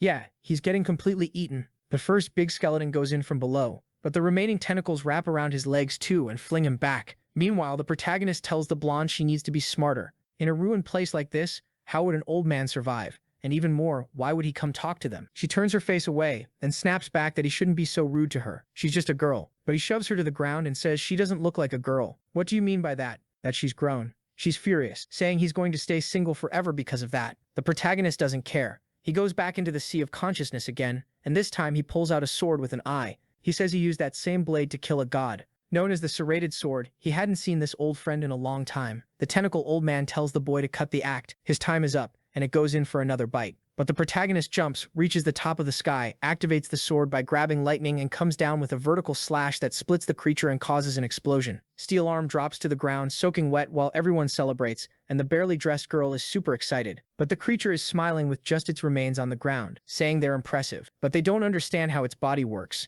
Then it fully reconstructs itself and screams that it's immortal. The protagonist says he never thought he was going to kill it. Steel Arm realizes the attack was only meant to save him. Then the protagonist turns to the big octopus-looking thing and says he has a feeling someone is about to kill it.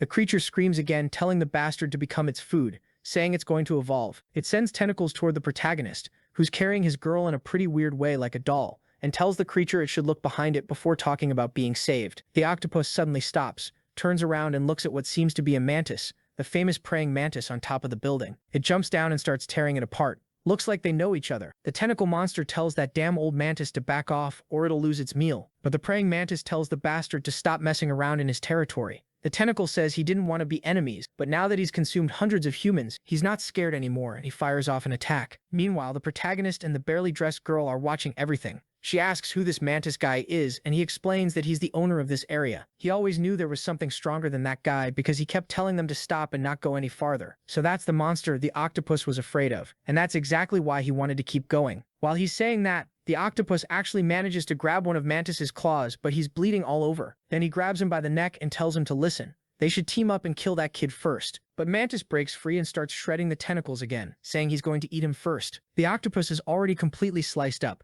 Mantis tries to devour him, but it looks like his core is already messed up. The octopus says Mantis was an idiot for consuming him. Now he's poisoned, and he won't survive. And with things like this, the protagonist steps out of the shadows, saying his turn has come. The tentacle understands right away. The guy's coming to collect both of them. And he says again that Mantis was an idiot. No more stupid mistakes. He's getting out of there, and he jumps away, basically saying bye-bye. But the protagonist obviously isn't going to let him. He hops onto the bone bird and draws his sword while the creature warns him it's pointless to try to kill him. He has an immortal body, and he's immune to physical attacks. Except the protagonist's weapon gets wrapped in this blue energy, and he slices straight through the monster. At the same time, that energy looks like it's consuming him. The octopus falls apart and turns into this leftover substance, like ectoplasm. The protagonist explains that where he comes from, lots of people became immortal against physical attacks. That's why the god-slaying sword exists. It's the only thing that can affect a person's spirit. The octopus is screaming, saying it's impossible for something like that to exist. But Subi tells him to drop the pride and go straight into the banner.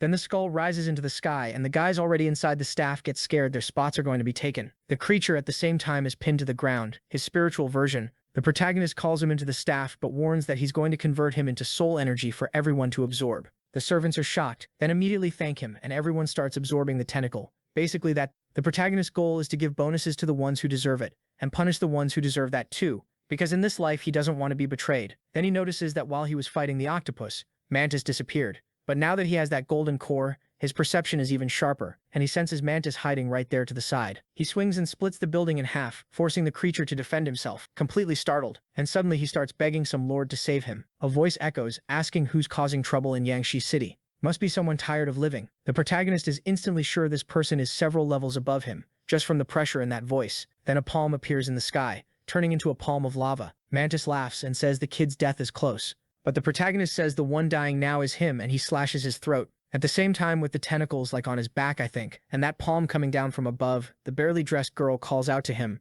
The palm slams into the ground, smoke everywhere. The creatures call for their master. And we see who it is, a guy up in the sky who threw that palm. He looks kind of confused, because under his palm you can see this strange energy showing up. Then the protagonist appears. He managed to use the octopus's power to reposition himself, and he's completely fine. The flaming-headed guy realizes he made some kind of contract, and it wasn't anything harmless. And in the same moment, he recognizes that the person has a blade in his hand that looks really similar to something. Then we see his memory from back when the world was full of animals running from the beast attacks. Wait, was he a monkey? Facing off against, I don't know, some Cerberus-like thing, a 30-headed creature? The monster rises up. Its huge mouth starts sucking everything in, and then out of nowhere, the protagonist appears, like from another life, pulls out that sword and drops a thunder strike. The creature gets split in half, the whole place explodes, and the protagonist farms that aura, but he ends up exhausted. The whole area gets wiped clean, and the creatures are too scared to go near him. But that little monkey is the one who picked a fruit and went over to give it to him. After that, before leaving, that guy gave him a spiritual technique.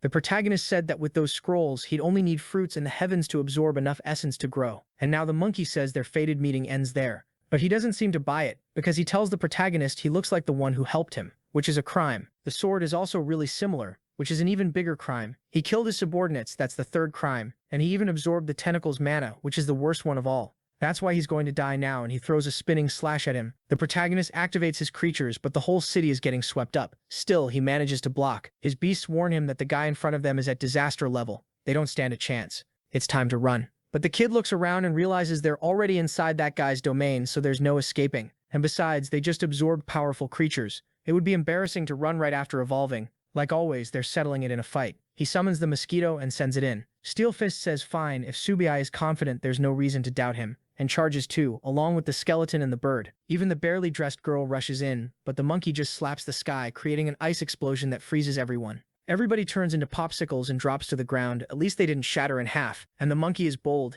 He comes down and lands right in the middle of them. Now everyone's sure they have zero chance of beating him. In the middle of everyone giving up, the barely dressed girl, terrified, calls Subi and asks what he did because it looks like he's about to go for a reckless duel. One-on-one. Now they're face to face. The lackeys are all saying the master either lost it or has a plan. The monkey says it's interesting that he isn't running, and that this way he'll show the power he really has. The protagonist tightens his grip on the spear, shifts his movement, and almost gets to the monkey, but the monkey dodges. The protagonist throws a barrage of attacks, but the creature slips out easily, saying someone at his level doesn't have any chance. But then the skeleton up close activates a green energy. The monkey says all he can feel is warm air. What a joke. He uses that spinning palm skill again and slaps, but weirdly nothing triggers. The lackeys down below don't understand why the monkey's powers seem to be failing. Even the monkey stares at the skeleton, trying to figure out why he's being affected by some low-level tool. The protagonist up on the bird says there's no point figuring it out, because there's nothing he can do about it. But the flaming-headed guy says he's about to learn the strength of someone who's reached the golden core level. He tries to activate a wind barrier, but it fails again, and the protagonist drives the sword into his chest. The others start thinking the protagonist really won, and that the creature's soul got pulled out of his body. The creature is wondering how that's even possible, so the protagonist explains, wind, fire, thunder, light, every force of nature depends on air. And his banner isn't just for absorbing souls, it can also create a vacuum around all of them, and that way no other element can manifest. So yeah, solid strategy. Everyone starts sucking up to him. But the monkey doesn't look discouraged. He asks if Subai really thought he'd win with something that simple. He summons a red gorilla and says it's easy to get out of this. He just needs to trigger self-destruction, and nobody will make it out of this city alive. Now the group is shaking for real. If Subai loses, they die too. They're already saying, Subai, give the order for us to run so we can get out alive. The protagonist laughs at him talking about self-destruction. That was one of the only things he should have forgotten. Then he starts chanting, calling on heaven and earth, the universe, chaos, yin and yang. Blue beams of light with Japanese-style hieroglyphs, all wrapped around it, appear at the tip of the sword. It looks like a sealing technique, and the monkey recognizes something like it from the past, so he asks the protagonist what his sword is called. The kid says it's the god-slaying cutter, and he launches the attack, surrounding the monkey completely. But the creature looks confused, because the person he met in the past called that sword nameless, meaning the kid in front of him isn't the one who took care of him. But after that attack, the protagonist takes a step back and orders the creature to become his servant. The staff activates a capture ability, chains shoot out and bind the creature's soul, and it starts getting dragged in. The monkey screams, saying the kid has potential, but there's no way he'd be captured by someone so much weaker. He breaks all the chains. The protagonist realizes that with this level gap, the banner really won't work. He tells the monkey it's better to accept being a servant, otherwise he'll burn forever in purgatory. But the monkey says he'll only respect one person in this life, his old master, so the guy in front of him isn't worthy. The protagonist gives him that cold, unbothered stare, pulls out another sword, and says if that's how it is, the creature will be sealed forever. Then the sword gets shoved back into the sheath, along with the monkey's soul, while he screams that he doesn't want to be sealed. Too late, he's captured. They got tired of throwing black paint on the girl, and now they're doing this little blur effect. She and the rest of the group are hyped that the protagonist finally beat that monkey. Everyone's praising him, saying it's crazy he actually made it out alive. But they still need to be careful, because there are other commander-level creatures nearby. So the protagonist pulls the sword and talks to the monkey's spirit to find out how many creatures are there and what their levels are. The monkey clearly doesn't feel like answering. The protagonist says fine, he's going to kill them all anyway. He just wanted to make things easier. The monkey says he doesn't care about those creatures. They were only there to collect the spirits of heaven and earth for him, and now that he's at Subai's side, they're useless. The protagonist is confused. Zombies like those didn't collect spirits. The monkey says yes, he knows they don't. He's trying to return to his real world. He was building an army to gain more power and find a passage back to where he came from. The protagonist understands immediately. This creature doesn't belong to this world. He's from a place where you absorb spiritual energy, so he's not from the same world as him. But while they're talking, they're being watched through a pipe. Some humans underground completely shocked, saying a young kid took down the demon in a single slash. Which is obviously not true, because he slashed him a bunch of times. They're terrified, asking if he really dealt with the humanoid. And everyone starts crying, saying they're finally free and can stop hiding. They keep saying the kid is the hero of Yangshi City, but they really shouldn't count on that. Then one of them asks, what if this is another act by the creatures? These monsters are full of little schemes that kills the mood instantly, until one calm kid pulls out a paper and says he'll go up there. If it's a trick, he dies. If it's not, they'll find out. The risk is worth it considering how long they've been stuck down there. Then the kid shows up on the surface, calls out to the protagonist, and asks him to wait a second. He thanks him for killing all the creatures and says the people of Yangshi City will be grateful forever. They heard the conversation about him wanting to know where the monsters are, and this is a map with all the notes of everything they know. He wants to give it to him to help wipe out all these monsters for humanity. The protagonist can tell the kid has a different aura, like someone chosen by the heavens. He puts his hand on the boy's head and says he can tell he's destined for great things. An opportunity will appear for him. Inside the sword, the monkey watches it all and feels something familiar. The technique being used, even the exact words were the same ones the master had mentioned to him that time. But the protagonist tells that damn orangutan to back off. Nobody in that city belonged to him anymore. Then he tells Iron Fist to share the map with everyone so they can come up with a plan. And the plan is super complex, right? Find the commanders, kill them and absorb them. That's it. Everyone thanks him and immediately rushes off. The kid, though, just stands there staring at the protagonist, saying he's already memorized the hero's face and that one day he wants to be just as strong as him. Meanwhile, here comes another kid who's going to become a disciple and betray someone later. Speaking of traitor disciples, look who's there. That bastard says he can feel that a disaster-level creature was defeated, but at the same time he realizes part of its body still exists. The damn master really was making things harder and harder. Still, it's fine. Once he gets the body of that certain monster, everything will be over. While he's busy with his little schemes, the protagonist's skeleton is on its way to finish off another creature and absorb it right away. He devours the turtle's shell while Iron Fist is fighting a Cerberus, steals its energy and forms some claws. After a while of farming, everyone's thanking them. This was an insanely productive day for the protagonist, and they even brought back the items they collected. What is this?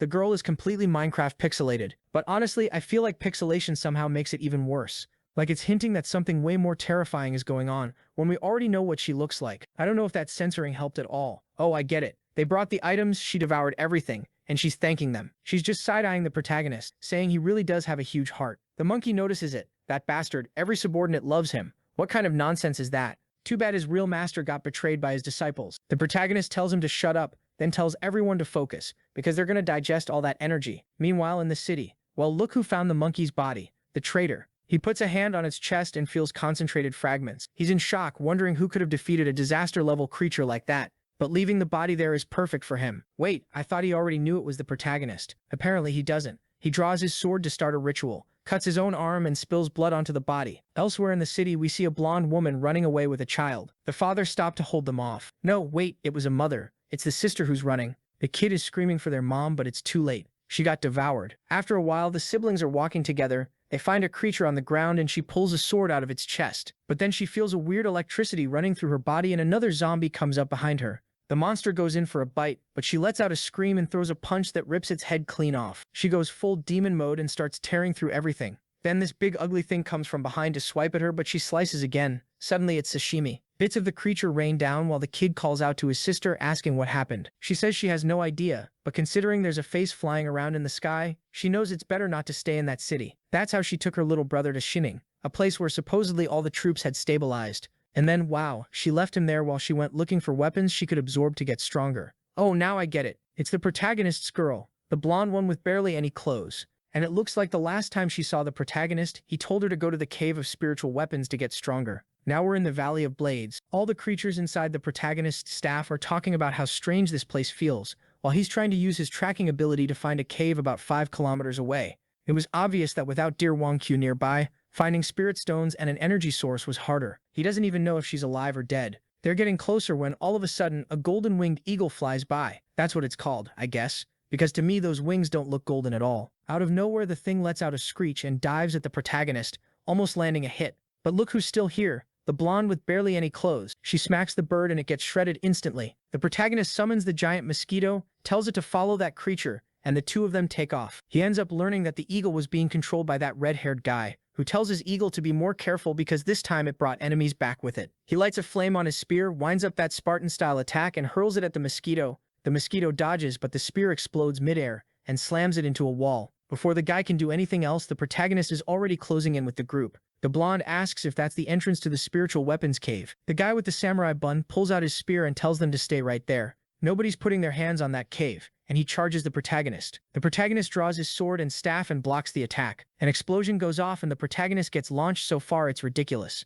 Even the bird gets thrown back. The bun guy says the protagonist isn't bad, he's got some skill. So who is he? Iron Arm immediately tells the protagonist he recognizes that guy, the leader of the Eastern Kingdom and the Spear King. Basically a martial master. And damn it, they painted over the blonde again, and it looks like even she knows who he is. Someone who defeated a commander with a single attack and then vanished. People say he has a cruel temperament, and everyone's famous in this story, because he recognizes them too. Iron Fist and the Queen of Weapons. It's just a shame their fighting style is still so amateur. And the kid in the middle looks more like a monster in human form than an actual person. The censored one tells them to show respect to Master Subai, but he points at the banner and says an evil artifact like that is only used by demons.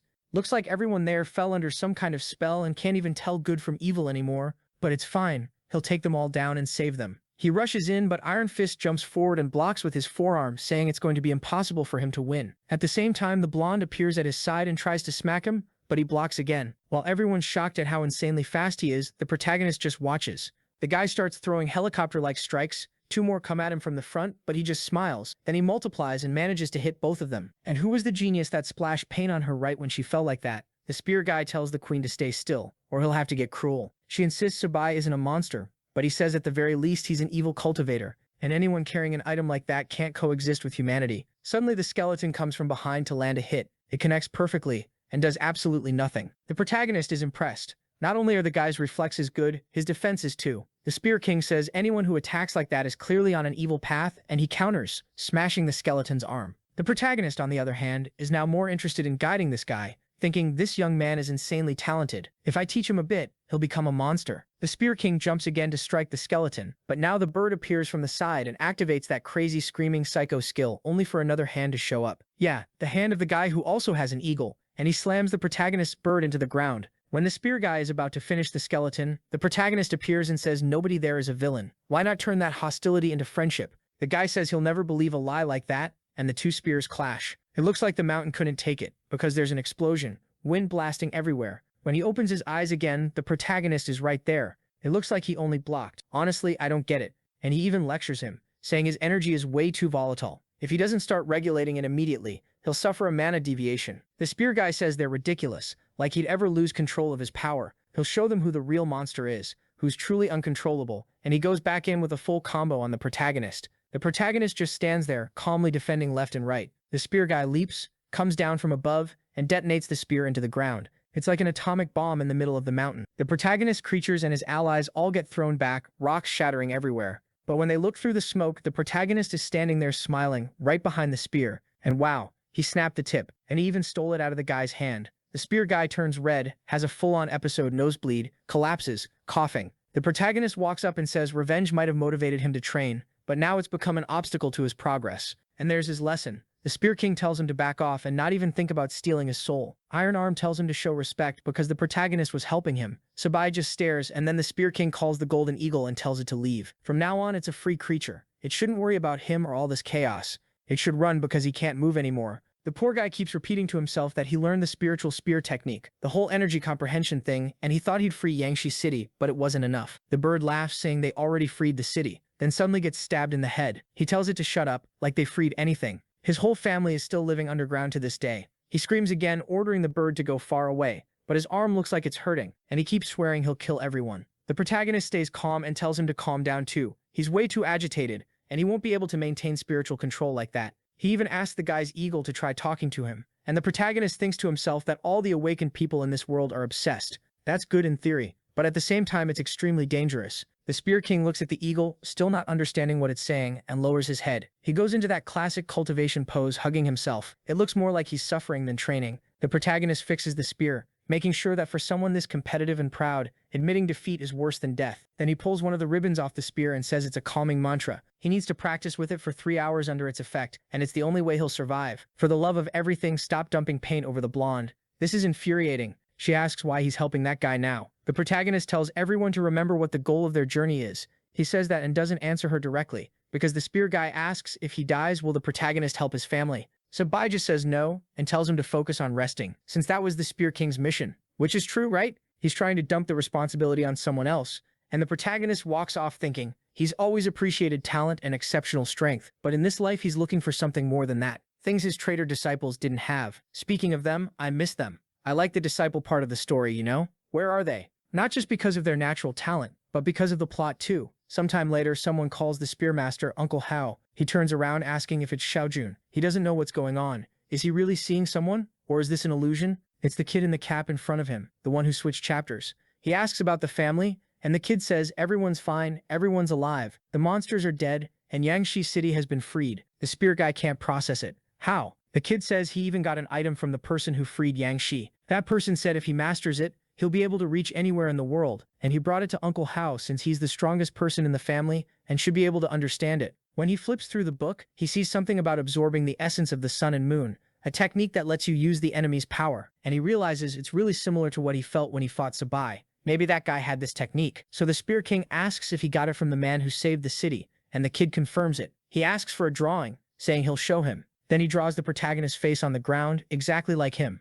Sun Jambo. Now the idiot is like, oh my god, he saved the city, and I thought he was an evil cultivator. Then he goes, kid, stay right there. Soon as I can, I'm taking you to meet the hero. The boy's still kind of confused, but all of a sudden what looks like a flaming head comes in from the side, and the guy's eagle attacks immediately. The two collide, and he's like, wait, Didn't the flame head already kill that guy? Shouldn't he be dead? The scene completely switches over to the city of Yangshi. Look who's there, our protagonist group, Wanchu's crew showing up saying they're going to free the city, right? They have no idea that actually there are only people there. Some guys walk up like, are you the rescue team? Welcome to the city. You who's there all excited, starts asking what's going on. Wasn't this place supposed to be hell? How is everyone fine? Is she losing it? Wanchu says she can tell they're normal people. On top of that, she can't feel the presence of any commander-level creature in the area. The chubby guy goes, well, Wanchu's senses are the best. If she says it, it's probably true. The guy with the headset starts talking. So what happened here? Wasn't this city hell? What changed? And the glasses guy says, it was, but a powerful guy showed up about 4 or 5 days ago and killed all the demons. Now the place is cleared out and people are calling it paradise on earth. The big guy wants to know,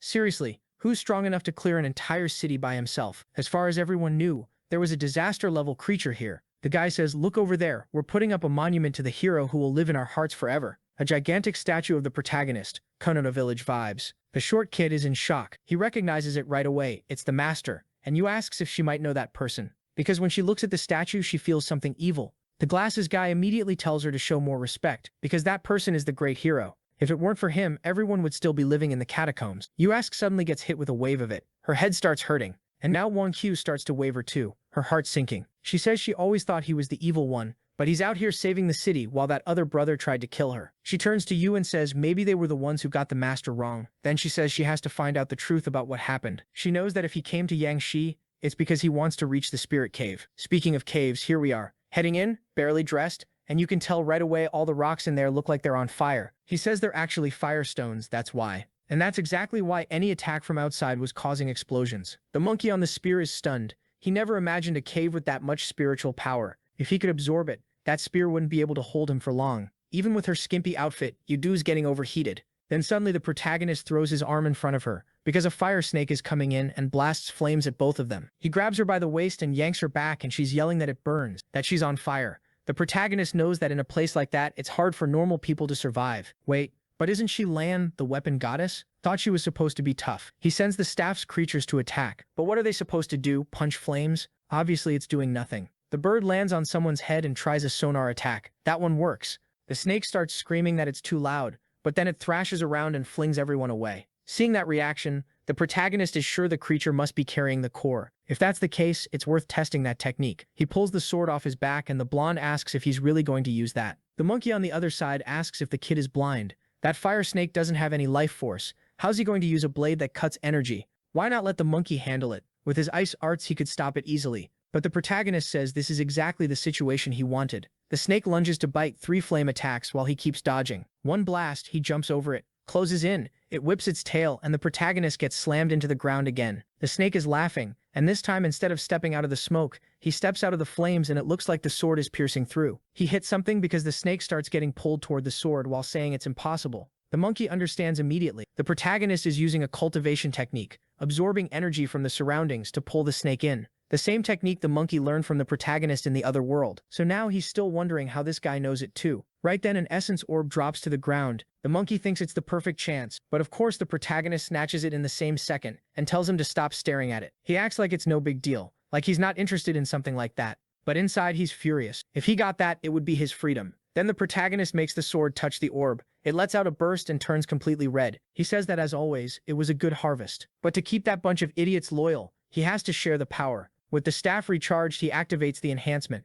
and everyone starts gaining energy and celebrating. Even the giant mosquito thanks him. The only one who doesn't get anything, because she isn't part of the staff, is Yuju. The protagonist turns to her and says he can't use the 10,000 souls staff on her because she isn't connected to it, but he can still share power with her, and then he does it, and it's like a full-on rock concert across her back. Apparently the band was good because she nearly passes out saying it was intense. Suddenly they hear someone calling for Uncle Hao. They look toward the cave entrance, and there's the samurai coconut head with the little kid, and that same flaming head bastard is there beating everyone up. Which is weird because that guy shouldn't be alive. The spearmaster yells, demanding to know what's going on. Everyone said the monsters in Yangshi were dead, so why is this guy here? The kid in the cap says something's wrong. He's absolutely sure he saw that guy die. Subai steps out of the cave saying that guy is dead. The Spear King apologizes, drops to his knees, saying he didn't recognize Subai's greatness. The protagonist just tells him to stop and asks him not to act so impulsively in the future. And the kid in the cap asks, "Hey hero uncle, if that guy's dead, why is he clearly alive over there?" Subai says he must be getting controlled by someone else.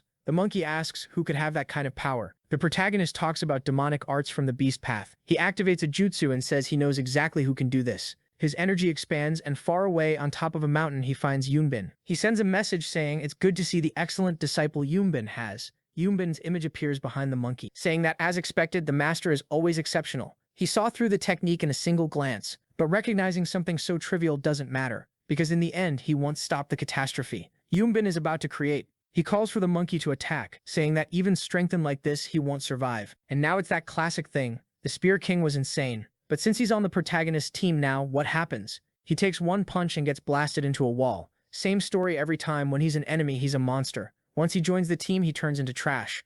The protagonist stays confident, saying his servants are more than enough to handle it. He sends the whole team in, while the disciple says he has no idea what kind of strength he created in that creature. An attack comes in, energy that looks like shards of ice, but the protagonist's summons keep dodging. At the same time, the big skeleton and the steel arm are tanking hits, and Skimpy Outfit Girl charges in too to help, saying the fight is exciting. The disciple is shocked that Subai's summons are holding up. Then the protagonist is already on top of the eagle, closing in on the monkey, saying he shouldn't be surprised by something that simple. He draws his sword, the guy recognizes the power, but before he can say anything, gone, sliced in half. During all that, the monkey figures out the protagonist was betrayed by his disciples, and thinks it's an absurd coincidence. Meanwhile, far away, that idiot Yunbin takes the backlash. That technique costs a ton of energy, and having it cut like that hits him hard. He tries to escape, but the protagonist teleports and is right next to him in an instant. Yunbin turns around saying it's impossible he got located like that. He's only been in this world a few days. How did he already reach this level? The protagonist says he'll give him a chance to find out,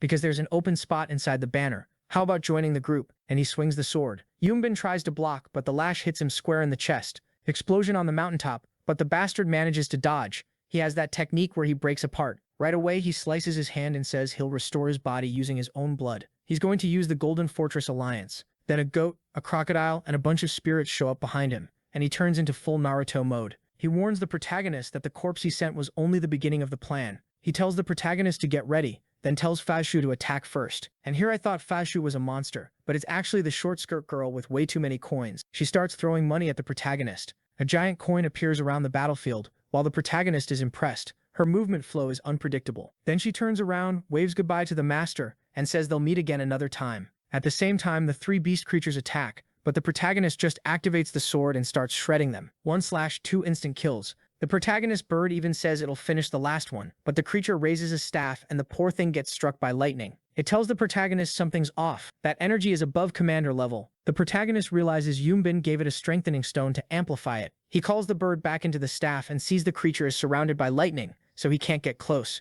But it's the perfect chance to test the fire orb. Everyone's always watching from inside that staff anyway, so the protagonist uses a little jutsu and throws out a dragon coming from the sword. The creature fires lightning at the same time, then it's a straight-up Dragon Ball clash, power against power, explosion in the sky, mountain splitting, someone bouncing from one side to the other. Next scene, just smoke on the ground and the remains of the creature that got killed. The monkey tells the protagonist to stop risking his life, because if the protagonist dies, he dies too. But at the same time, he's noticing again that the technique the protagonist used reminded him of his old master, and the protagonist thinks Yunbin must be terrified. He abandoned a staff with a rare stone like that just to run. When his banner reaches level 8, he gains the ability to borrow his servant's abilities once a day for a limited time. The protagonist even thanks Yunbin. The little stone he left behind gave him a massive boost, but he still needs to get stronger even faster. The goal is, next time he sees those two, he's killing them for good. Then the protagonist goes back to meet Skimpy Outfit Girl and the little kid, and hands her the dance again. Here, take it. Another present for you.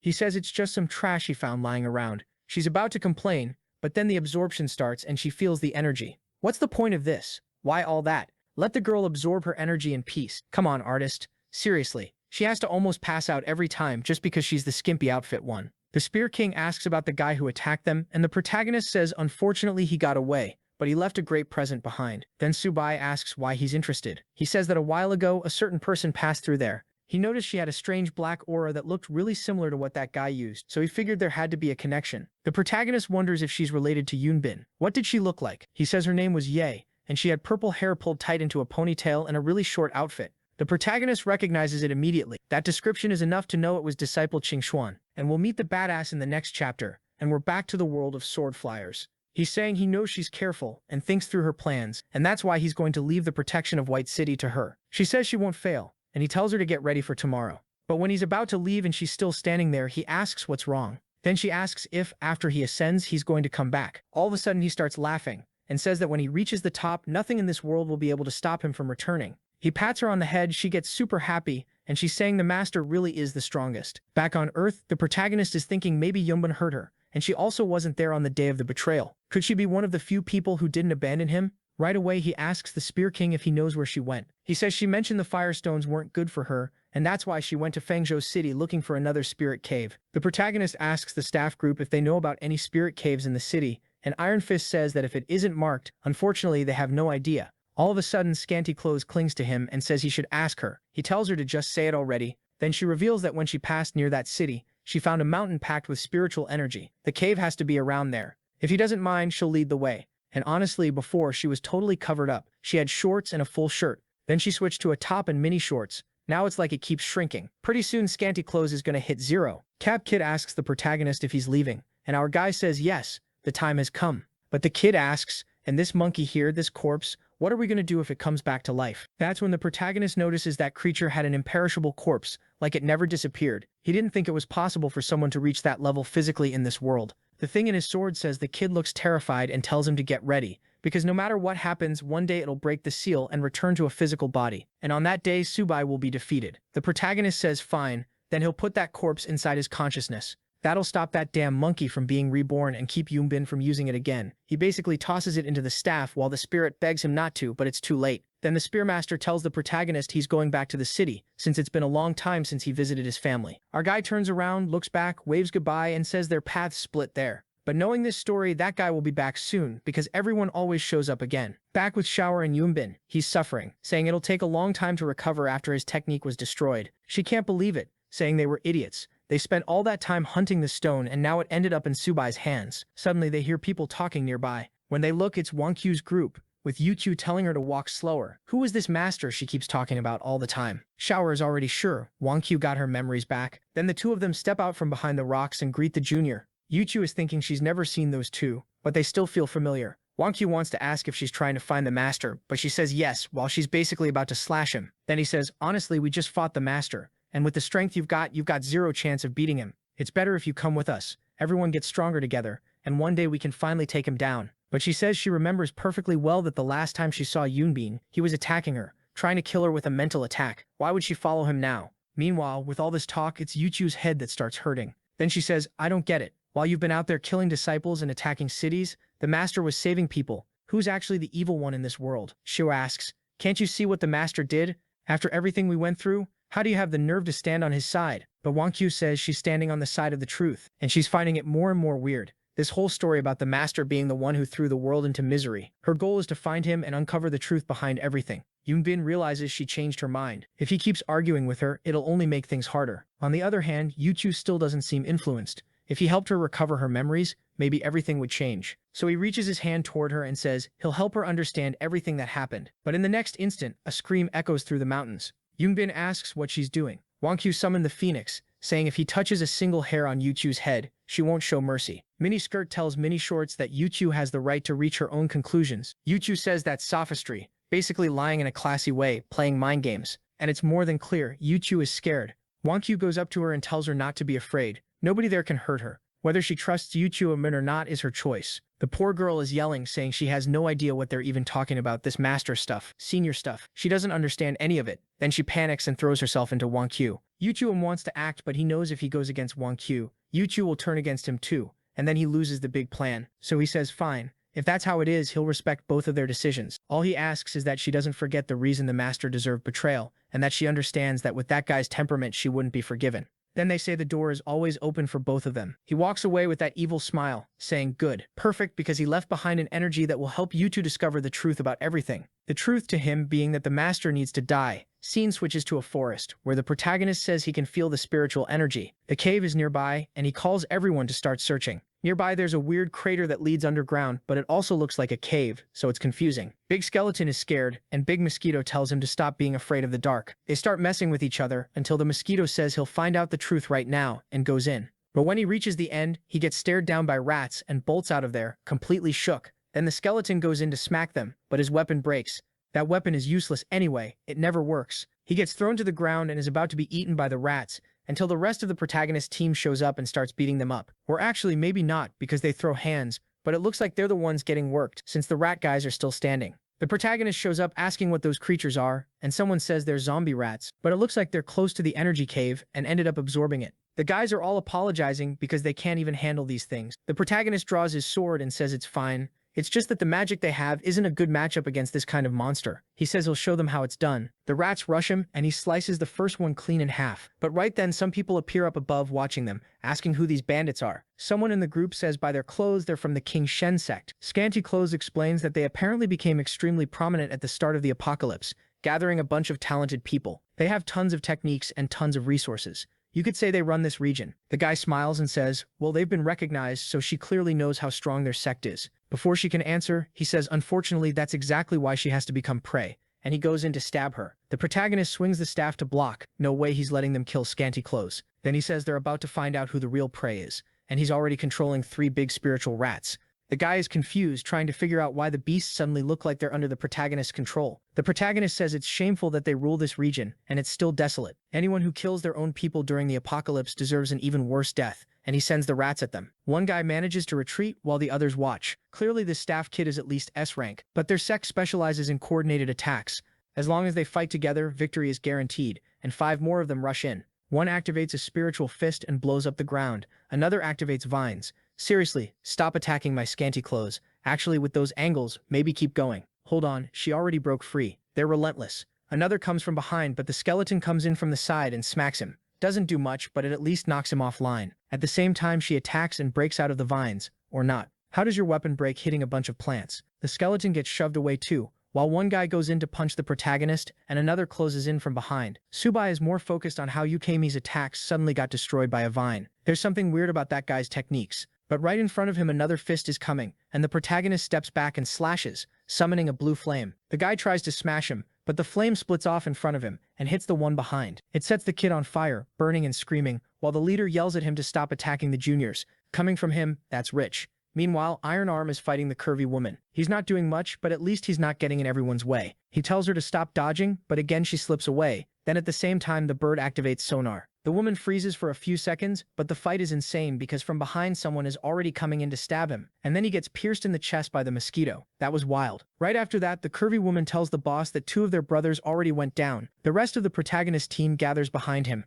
and he praises everyone for still being intact. But one of the enemies is smiling, saying the ability is off cooldown. Soon they'll learn the power of a real mutant. In the next second, a guy appears behind them and hits the bird, hits the mosquito, and is already moving towards Steel Arm. He uses momentum to launch at the protagonist, who dodges. But the guy twists his hand and grabs something. I don't even know what, because the chapter ended. I don't know exactly what happened, but he regrouped with his people and said he got it. Then the guy announces that all abilities have been sealed, and Sabai realizes his spiritual energy is total chaos. He can't control anything. Steel Fist says they need to retreat. Without their powers, how are they supposed to fight? But the protagonist says if they're facing an enemy this strong, running is the worst option. They won't be able to get out of there easily. The guy in front says he read the situation perfectly, and because of that, he'll guarantee them a peaceful death. The blue monkey spirit says if the protagonist wants to win, he'll need his help. If he breaks the seal holding him, he'll wipe out the guys in front, and then once it's decided, he'll go his own way, and the protagonist will lose him. Subai says it's a tempting offer, but he refuses. The thing is shocked, how is he going to solve this whole problem? Subai says he's more interested in refining everyone in front of him and creating his own group. That'll make his team even stronger. They're furious, saying that bastard doesn't understand the situation he's in. Another guy jumps in with a flaming punch, saying this is the end for him, and it lands clean in the protagonist's stomach. He smiles, saying it's over for the kid, but then his body dissolves. In the next second, he's behind the leader, swings the sword, and the guy's head rolls.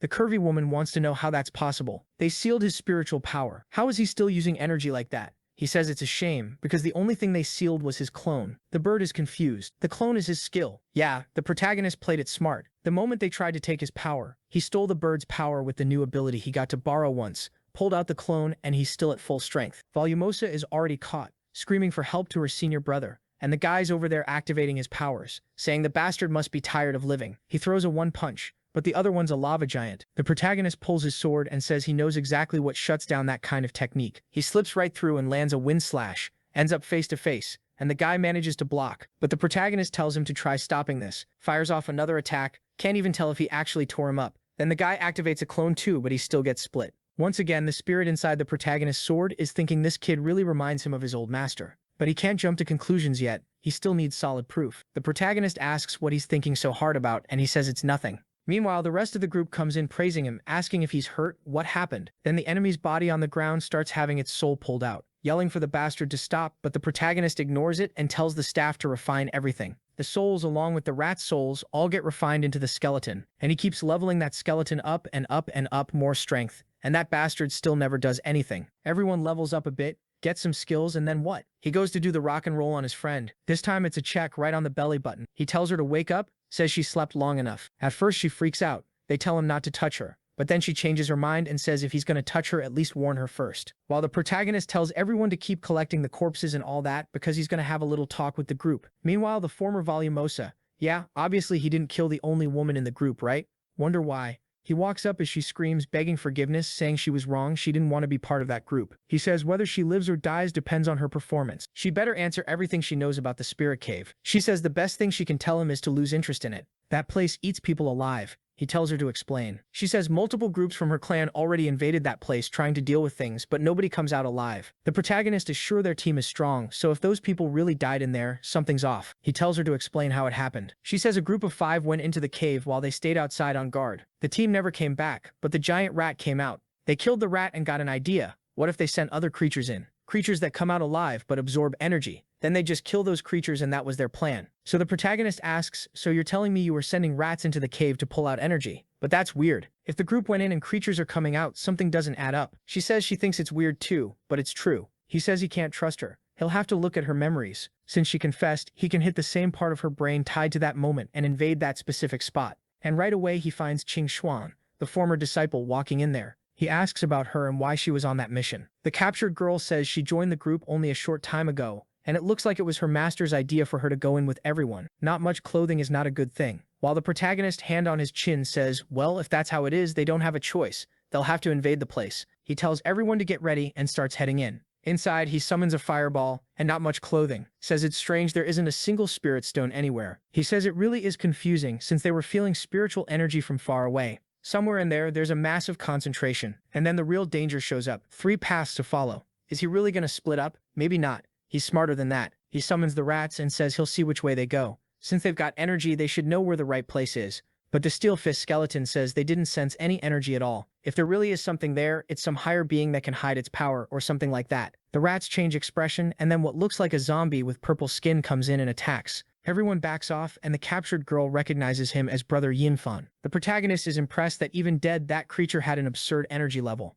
The group gets hyped and rushes in, but if I know them, they're not going to do anything at all. And I'm telling you, not much clothing is shrinking even more. Look at that little string getting smaller and smaller. I think it's an Easter egg, and I noticed it way too early. The zombie comes at the protagonist, who whips him straight in the chest. Boom. The whole ground explodes. The captured girl stays terrified because more and more of her brothers show up zombified. The protagonist team rushes in again. Someone pulls out claws, both hits land clean. But the thing spreads its arms and shoves everyone back. The big mosquito thinks it found the perfect opening, comes from behind and gets hit with a rain of spikes. That damn Kimimaro had the power to do whatever he wanted with his bones, and now the skeleton is controlling the big rats. He gives the order. They charge in, tank everything on the spiritual barrier without taking damage. Subai sees that and is impressed. His group was getting better and better at coordinated fighting. But then the monster slams the ground, generating energy around it. Looks like another sound wave manipulation. The captured girl warns that was a technique he had that damaged internal organs. Then the bird throws out another interference to block it. Sound against sound, cancels out. The protagonist rushes in praising it, gets behind the monster, goes for the sword strike, and nothing. It just ricochets. The thing has a sound wave shield around its skull. The team is stunned. The creature has defense covering all its blind spots, but the protagonist says it's just delaying the inevitable. He's going to pull all the air around him, and then the sound wave won't do anything. The creature slaps the wall, forms another rock that blocks another attack. At the same time, an earthquake starts in the cave, and it begins to split open. Oh my god, thanks artist. Yeah, he threw her into the hole. The protagonist, that technique thief, already stole the vine power from that guy and managed to make something so everyone falls without getting wrecked. But the zombies are already face to face, and Subai wants to know, if these things have so many techniques, why do they keep stalling before using them? Someone is clearly controlling them and trying to figure out his group's abilities. They're probably defending so easily because just like him, they can share a collective field of vision. So he tells the bird to hide and look for an opening while he and not much clothing go in. The creature hits the wall again, this time making a bunch of spikes toward them, but the protagonist raises the plants. He tells the girl the priority is the eyes, charges energy into the sword and sets everything on fire. The monster keeps chaining attacks, but the protagonist keeps slipping through, dodging, while the bird stays above just waiting for a chance. In the end, the bird attacks first and lands a hit that finally makes the thing react. Not Much Clothing also lands a clean shot to the eye, but celebrates too early and takes a hit to the shoulder. Yeah, next chapter starts with a nice image. It's always fun reading something where the artist is basically your friend. Like, thanks artist, you're a beast. The monster is screaming, and everyone's trying to understand why losing one eye made it go crazy. But they take the chance and fire a blade feather attack, slicing the monster up. Not Much Clothing got infected and is suffering from the poison. But relax, the little bird comes in and takes a big bite, saying it'll suck it all out. That little menace. The protagonist, meanwhile, keeps pushing forward, saying he can't let this thing recover. He activates the vines again, traps the monster, appears behind it, swings, yet the bastard dodges again. It still manages to fire another attack at the protagonist, who says he expected that, and right then the staff drops from above and nails the skull dead on. With that, the bastard dies and he runs over to see what's going on with Not Much Clothing. The bird explains the monster had poison straight from its eye that cursed her, and even it can't remove it. Obviously, only Subai could remove that poison. He lifts the girl up, starts channeling energy, the rock and roll pressing up behind her. She screams, "What is this?" Hand on her stomach. My god, what's happening? Whew, it's over. I almost thought I was going to have to cut something here, it just wouldn't stop evolving. Right after that, the bird brings the captured girl over. The protagonist says they need to go help Steel Arm, who at that exact moment is getting blown up and thrown back. At least they held Kimimaro off for a good while. The protagonist is more interested in the fact that someone was controlling the zombies and making them that strong. He tells everyone not to get discouraged. They're getting stronger, it's just that this creature is insanely strong. He says that and still buffs the group. Calls everyone back into the fight. Everybody goes, nobody rests here. The creature sends another rain of bones, but the protagonist uses a spinning defense with the staff. He's shocked that not even the banner's barrier is really working. And then Kimimaro starts twisting his arm, forms a cannon, and the protagonist tells them not to stop now. If they let that shot go off too late, they rush in, but the projectile is already coming, and everything explodes. Out of that, Subai comes down with his sword and lands a heavy strike, but the thing blocks again, puts the cannon in its mouth, and is about to fire. Then it hesitates, and everyone's confused why it isn't shooting. That's when they tell them to look at its foot. The big mosquito came in clutch and locked it down with that skill seal ability. The monster roars, shoves the protagonist and the mosquito away, and dives into the hole. But Subai says escaping won't be that easy. He activates stone manipulation, pierces the thing from all sides mid-fall, and its soul starts leaving the body and gets pulled into the staff. The captured girl is in shock. How did 3 powered-up seniors fail to beat this kid? Subai is thinking he wants to know who was controlling all this. At the same time, it's dangerous trying to turn these creatures into servants, so he decides it's better to refine them. The banner goes up to level 9. Now the strengthening can be used not only on servants, but also on allies. Yeah, all that just so he can pump power into Not Much Clothing and make her suffer. Now he also has the ability to communicate with servants through the system, and nobody can intercept that. On top of that, thanks to the mosquito's help in the fight, the creature evolves to boss level. Everyone's leveling up, getting stronger, but we already know they won't be useful. Then suddenly a pure shadow guy appears behind them, saying that energy conversion was impressive. Everyone turns weirded out, saying they didn't feel him approach. He laughs and tells everyone to relax. He's just out for a walk. He was just curious who destroyed the zombies he worked so hard to create.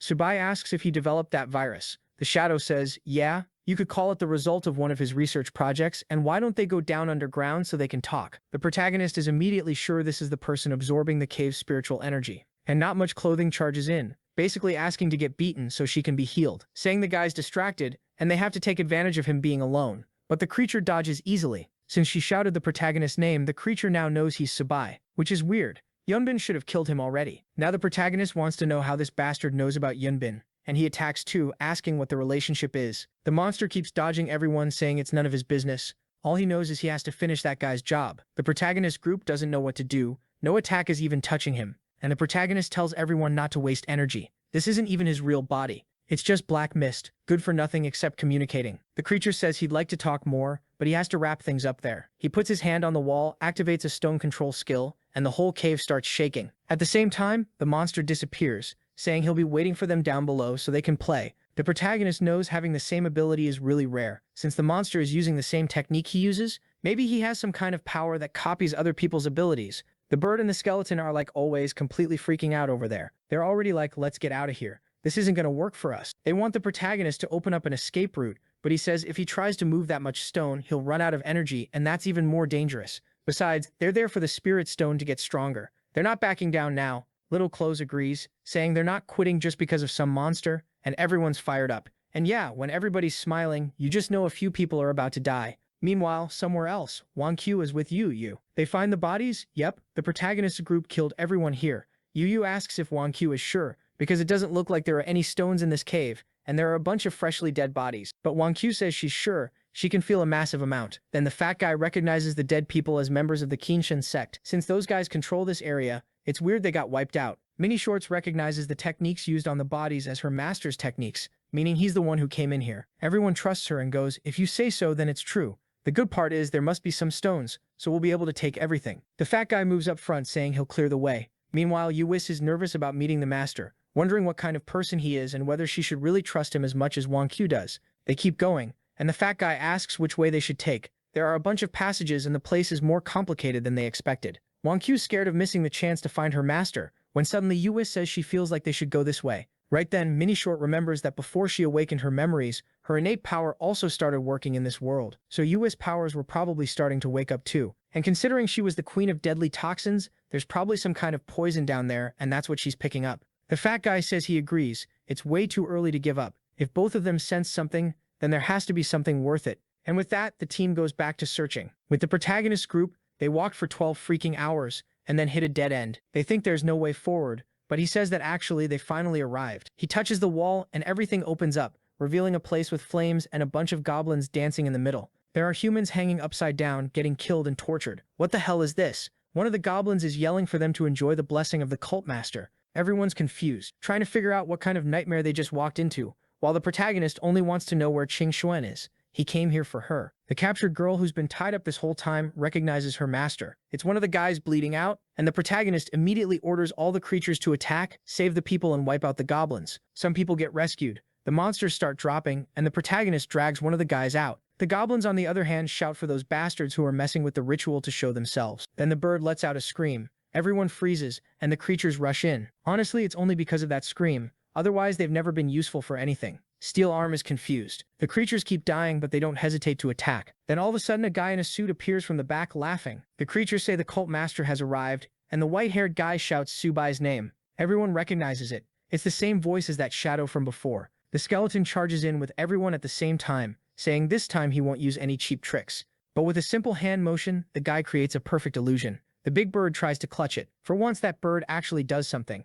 He flies overhead trying to use sonar interference, but the guy extends a hand with an eye on it, disrupts the casting, and slams the bird into the wall. The goblins start cheering and worshipping him, while he says he really hasn't lost his touch in a fight. The protagonist realizes right away he just stopped the bird's attack, using the bird's own sonar ability. So it's confirmed, this guy uses other people's powers. Seeing the protagonist point his sword at him, he says Subai is finally getting involved. Then he rushes forward, telling them to fight with everything they've got. That hand with the eye is right in the protagonist's face, and he almost has a panic moment. He tells him to get that thing away from him, throws blue slashes at him. The guy backs off. Then the protagonist sends a tornado, and the guy dodges to the side. He's impressed. He tried to use a sonar attack, but the protagonist used the wind technique to cancel the activation. And in the same instant, he teleports to the side and lands a clean sword strike, only for the guy to raise a stone barrier. At the same time, poison leaks out from the spot where the barrier got hit, and the others freak out, saying Subai is in danger. Even while down, they launch an attack to help him, forcing the guy to defend, and in that distraction, the mosquito hits the guy's arm. The guy pulls the mosquito off, but then the whole trio manages to get back up, charges again, and now the protagonist is coming in from behind. Suddenly, a purple barrage comes down from above,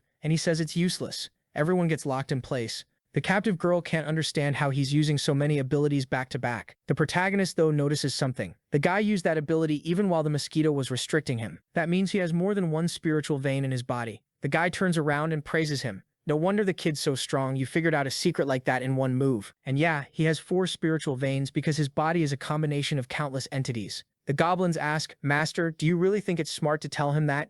You should talk less. He shoots them a look and tells those idiots to finish the preparation because that's what matters. That's when we see that behind everyone there's a cradle on fire, and the protagonist seems to recognize the formation of that altar. The spirit behind the protagonist knows that's a seal-breaking technique. If he can reach it, maybe he can finally free himself from Subai. Then the enemy says, now that the kid knows the secret, it's time for him to die, knowing exactly why. Purple fog pours out of one of the walls, and from inside it, the spirits of multiple goblins start coming out. The creature inside the protagonist says he's screwed. It'll be hard to deal with so many monsters appearing at once. And the enemy is yelling that all those souls are spirits that failed their transformation, but they're perfect for draining Subai's energy. The protagonist prepares the banner and says incomplete creatures like that are useless against him. The chains. Yeah, the ones from Chapter 1, remember? All shoot out and lock the monsters inside the room, pinning them in place, forcing them to kill each other. And just like that, the arena is empty. The cult master asks where the hell his army went. Then he says fine, he wanted Subai's body intact, but that won't be possible. More purple walls appear, and creatures come in trying to bite the protagonist. He slices the first one's mouth open, dodges the others, realizing this is a kind of poison he can't let touch him. Since he recently advanced realms, he decides to reach into the sea of consciousness again and see if he can find something. From inside, he pulls out something that looks like a bracelet, but the monkey recognizes it as an immortal fusion jade. The monster wants to know how Subai got that. He explains he got it normally by passing the artifact's sex test. The monkey is stunned. How is this guy carrying a Dharma treasure at that level? And then we see a flashback. The monkey in the past bringing some fruit to the protagonist, saying it was fresh. But Subai tells him not to come close. He was using the immortal jade, and anyone who touched him at that moment would end up dying. That's when the monkey learned how rare that treasure was, and how you even get it. And now the fact that the same item is in Subai's hands leaves only one possibility. This guy is the person who liked this video that helps Mamoru make more juicy content for his viewers, activate the cheeky little bell, and trap out.